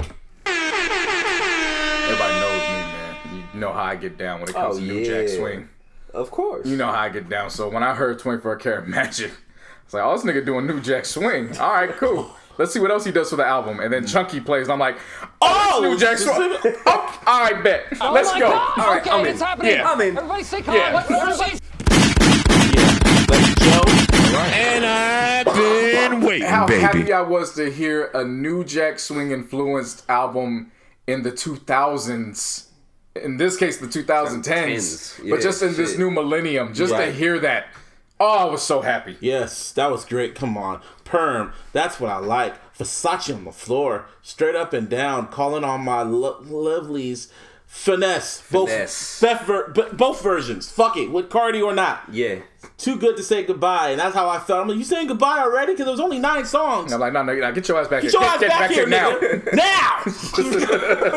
This album was, and when it won, when I saw it was nominated for Album of the Year at the Grammys, I'm like, nah, that it's over. Yeah. We saw Damn and Kendrick, we were like, well, yeah. I mean, it'd be cool, but It's not little more. And niggas were really mad. I'll never forget you niggas for being pissed off that he beat Hove.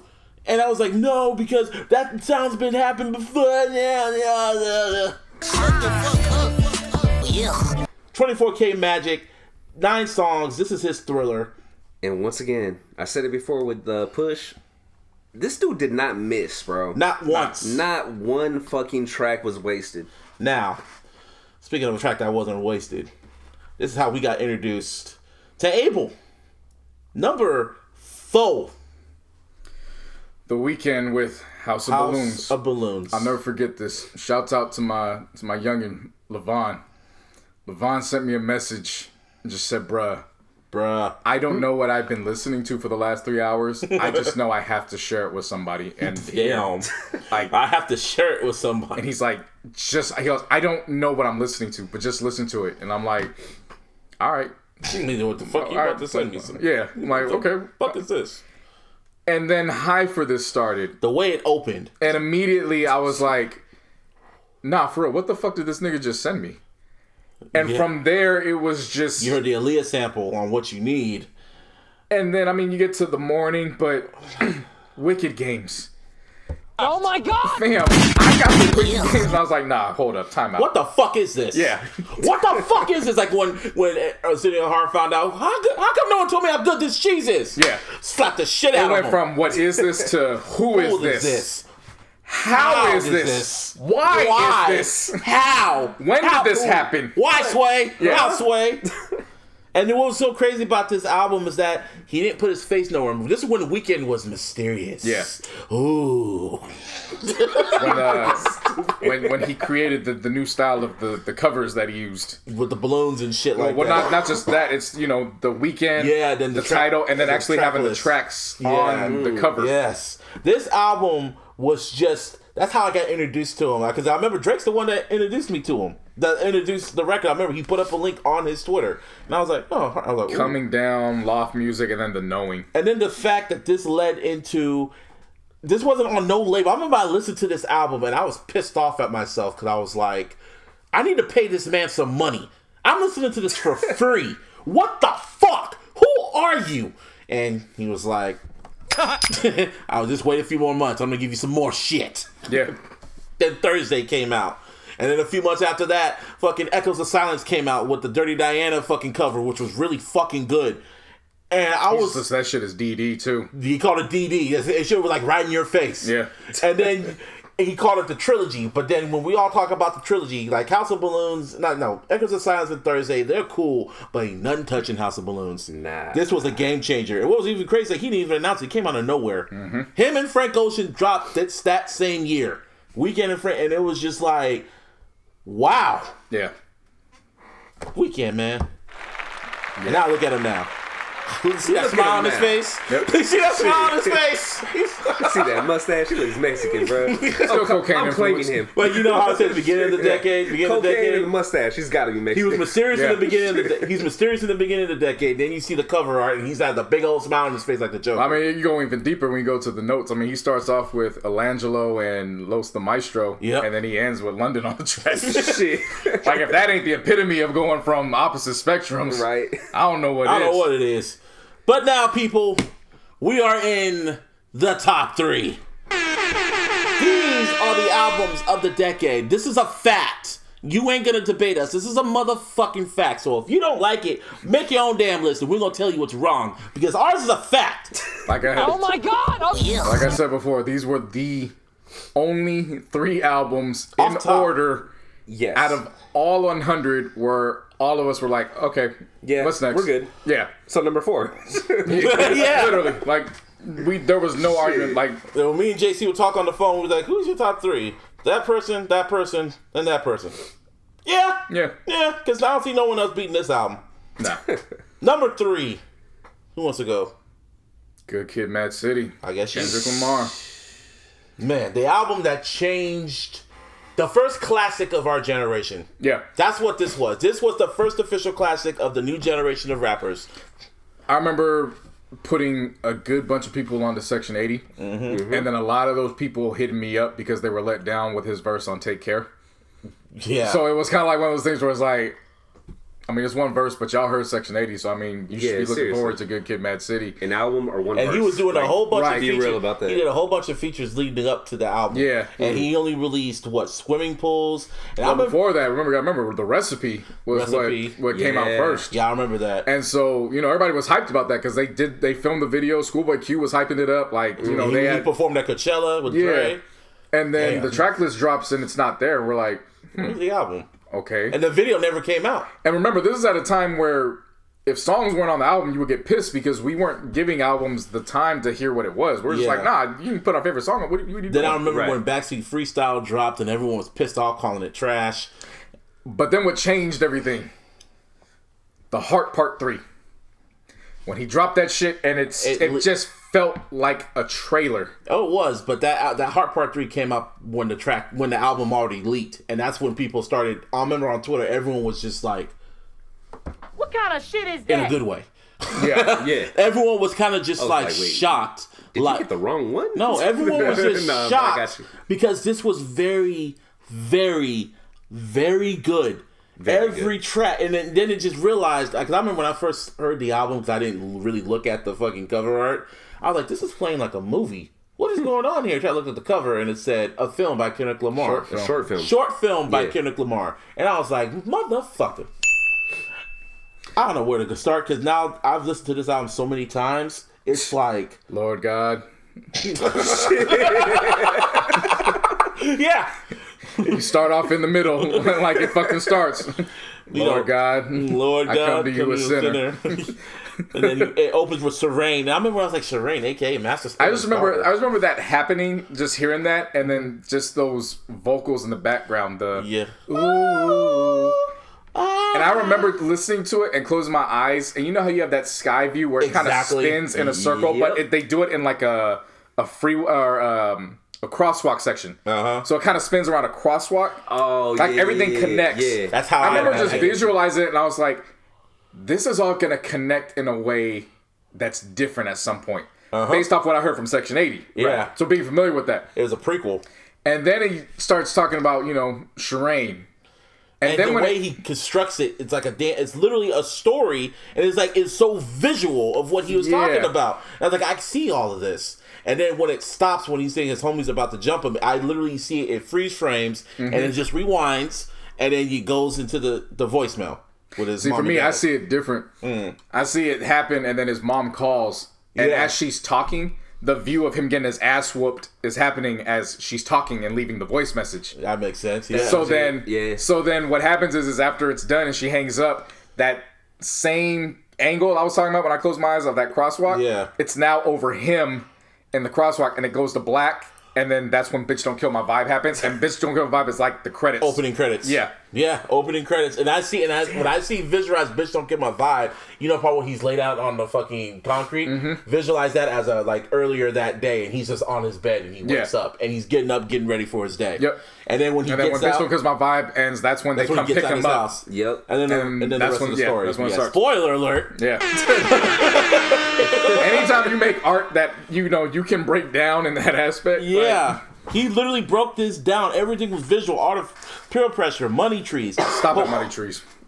Bro. J-Rock. Because that is the one time where you can hear a song and say, damn, Kendrick wasn't the best on his own song. J-Rock ripped that shit. J-Rock delivered. I don't know where that stands on everybody's list. I just know that was one of the best verses, let alone featured verses, I heard. Well, it's pretty high on this list, so yeah, you can pretty much say that. Like that, I mean, just the counterbalance of it, of what of Kendrick's perspective being the good kid, right, and the balance is J-Rock, which is the kid on the opposite side of the tracks, and then just giving that to you blatantly, And not only that, but just the difference in the cadence too. Yeah. You know what I mean? With Kendrick coming in smooth, you bitch, and then now Jay Rock up. You know what I mean? It's like, whoa. All right, you got it. Yep. And then the next song, Poetic Justice, he got a Janet Jackson sample and he called it Poetic Justice, and he got featuring Drake, and that's even like a visual because it's just like everything about it is just like. Everything about this, and you go to Good Kid, and of course, the signature Mad City with the yak, yak, yak. And then they have the audacity to get MC8 on just the audacity, just to bring MC8, not even to, MC8 gave a good verse, but MC8's role there was literally to serve as the bridge between the 90s gangster rap of the LA County and to channel into the product of a kid who's trying to go away from that and live different, but he can't escape it. Kendrick could have gotten Ice Cube. That was an Ice Cube sample or whatever. He could have gotten Ice Cube. That would have been even more fire. But he had the audacity, like you said, to go back. Like, no, let's get MC8. Yeah. And of Compton's most wanted MC, like, you know what I'm saying? The audacity. That's what I was gonna say. You said Ice Cube might have been more fire. I don't think so, bro. MC8 fit that shit fucking perfectly, especially being from Compton and shit. Yeah, and then you have swimming pools, which you all have heard. Swimming pools to me though that did so much for me as a listener for singles, because it was like you don't have to conform. You can still make a bumping ass song, but still have a message. That was crazy because when I went to clubs and bars, there were play swimming pools, and I'd be like, "Y'all know what he's talking about, right?" Yeah, he's telling y'all to stop drinking. Yeah, god damn it! But the extended version, it plays into what happens next. Yeah, spoiler alert. And then sing about me. I'm dying. That's by far his best song he has made. This song. When it got to every end of the verse, I was just like, yeah. Every single time. The first time especially the part where he's about to rap the verse, like, yeah, and if I get shot. Yeah, no, that's what I'm saying. Like, the end of every verse was just like, it was like, oh shit. Oh shit moment. Shit. Yeah. I'll never fade away. I'll never. They're like, what the fuck? And then when then the second half, and then, it's not Maya Angelou, but my narrative, that's Maya Angelou at the end of that track. Yeah, that's her role. Yeah, that's definitely that's fine. This was a movie. They would get her. Yeah, and then it ends with Real, and then roll credits with Compton. Yep. This album, I remember when it first came out, people were so just like they didn't know what they heard. They were scared to give it perfect reviews because they were talking about all this great shit and then give it a 4.5 out of 5 because they didn't know how to critique it. They were just like, I feel Section 80's better because. Their arguments were invalid. They wanted to hate the album. They were trying to nitpick it so hard. You know what it is for me that I think I've theorized what happened. They had just put so much stock in Drake and J. Cole. Yeah, where it's like you said, this was our legitimate first classic from the next generation of rappers.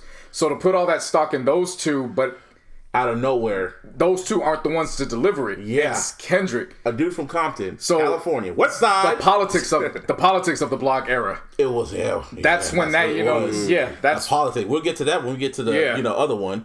But yeah, people not just that, but writers, they wanted to give it a 4.5 out of 5. I gotta sit with it more, and B-Dot going like, no, it's not a classic. From Rap Radar saying he didn't call it a classic. He felt So Far Gone was low key better. It was like a whole bunch of just niggas didn't want to give Kendrick credit. But at the end of the day, it's sitting on top of our fucking list at number 3 because it's right where it fucking belongs. You hoe asses. Number 2.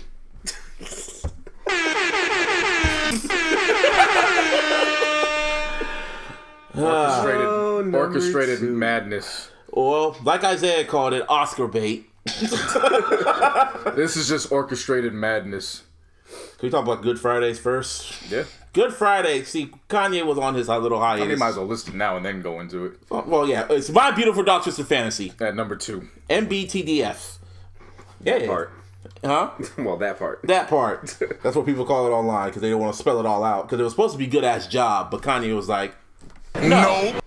It was called My Twisted Fantasy. Then he was like, no, it's My Beautiful Dark Twisted Fantasy. Because it was beautiful music. God, Good Fridays. Can we start there first? Like a little touch on that for a second. But the whole shit when he gave us half an album before the album came out, fucking wow. But this album is perfection. That's the best way to describe this record. I can't find no bad records about this. JC?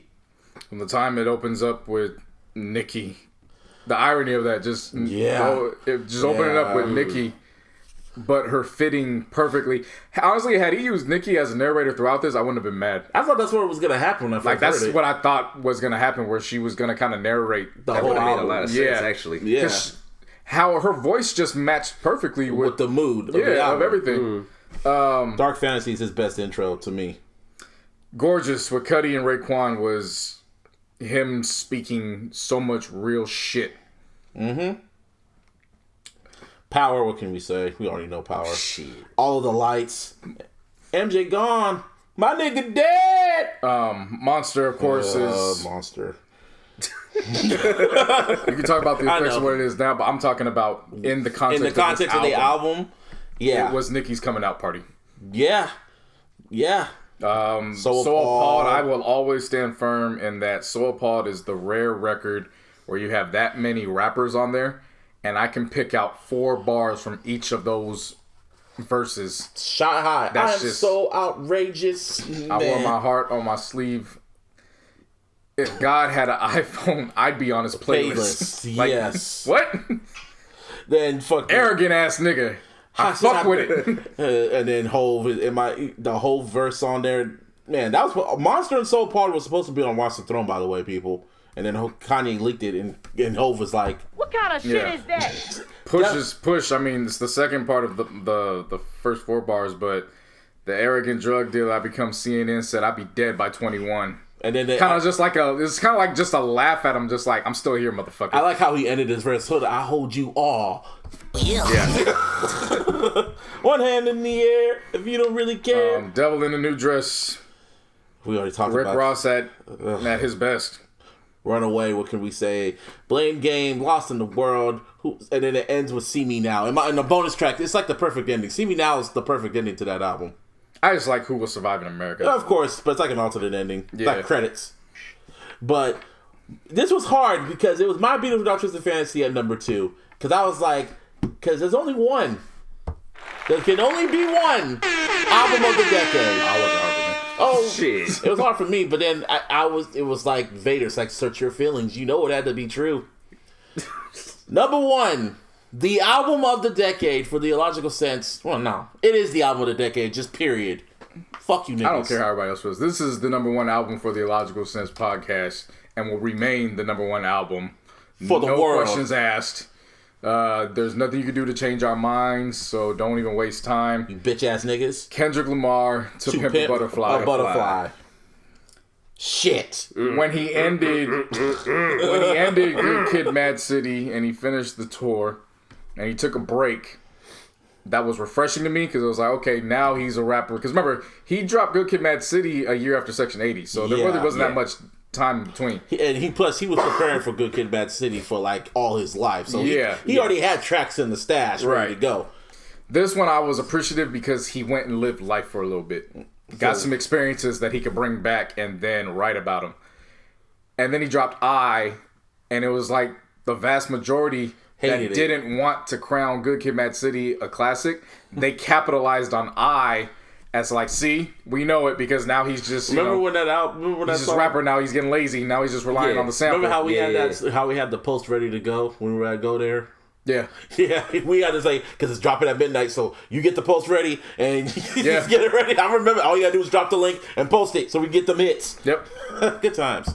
So I dropped in. I enjoyed I from the first time I heard it. Yeah, I just knew it was just like I gotta hear this in the context of the album. And then Black of the Berry dropped. And niggas got mad. And remember, Black of the Berry dropped at the time when Mike Brown got shot and Trayvon Martin. You know, Black people were. It was now starting to get visually publicized because of the video, the audio, and all that. Right. So Black of the Berry hit me so different, I think, after hearing and seeing those events. Yep. Oh, yeah. To then just listen to it, and it's just raw, unapologetic aggression from a young black man in America. Mm-hmm. Right. So then, and then that's when I was like, whatever he drops after this, I'm not listening to anything until I listen to the album. That's how I felt. Yeah, Because I was like, this is now going to a level where it's like, nah, I need to wait. And people were about to write off Kendrick. They were ready to write him off. They're like, no, he's not good. This is gonna be a bad album. I'm not feeling the tracks I'm hearing ain't that good. What tracks? He hasn't released nothing. We didn't know because they kept it so on the hush hush. Like TDE had this shit locked down until iTunes fucked it up. Wasn't it one Untitled? thing I will say though is that freaking I and Black of the Berry, those beats are completely fucking different. You know what I mean? So it's kind of hard to gauge how it's actually gonna sound and shit. Yeah. But then then the whole album dropped on a random Saturday. It was it was a weekend when it dropped. Sunday. Because I hit you up like, yo, the album dropped. And you're like, What kind of shit is that? No, you hit me up and I was like, I know that they just sent me the link. My homeboys had just sent me the link. And I was like, I know. I know. You had got the clean version. Yeah, and then that's when I you was hit pissed. me. That's what it was. You got the clean version. You sent it over. And it was about 30 minutes later, and I sent you back the explicit version. And I was like, I just got it. Here, take it before they take it down. Take it. But so then the album came, and then after that, when I listened to it all the first time, and then I heard Pac's voice at the end, I was like, What kind of shit is that? what the fuck? Yeah. And then I had to run the whole shit back because I had that funny feeling, and I was like, oh, this is it. Like, niggas felt he dropped his Illmatic with Good Kid, Mad City. This was his It Was Written. Hell, this is his Illmatic. This is something else. He's in another stratosphere, bro. This was his sophomore major label album. This is the album you drop when you're like already in the game and you want to experiment. He said, fuck all that. I'm going to do this now. This is how I'm feeling. And this album had people debating if it was good or not. Complex. People were getting so mad that people kept talking about To Pimp a Butterfly. Complex had to write an article saying, do people really like To Pimp a Butterfly? Yeah, the conversation was just trying to have a conversation about why people are pretending to like the album. And I remember I was just like, well, I've only listened to this album for the last 2 weeks.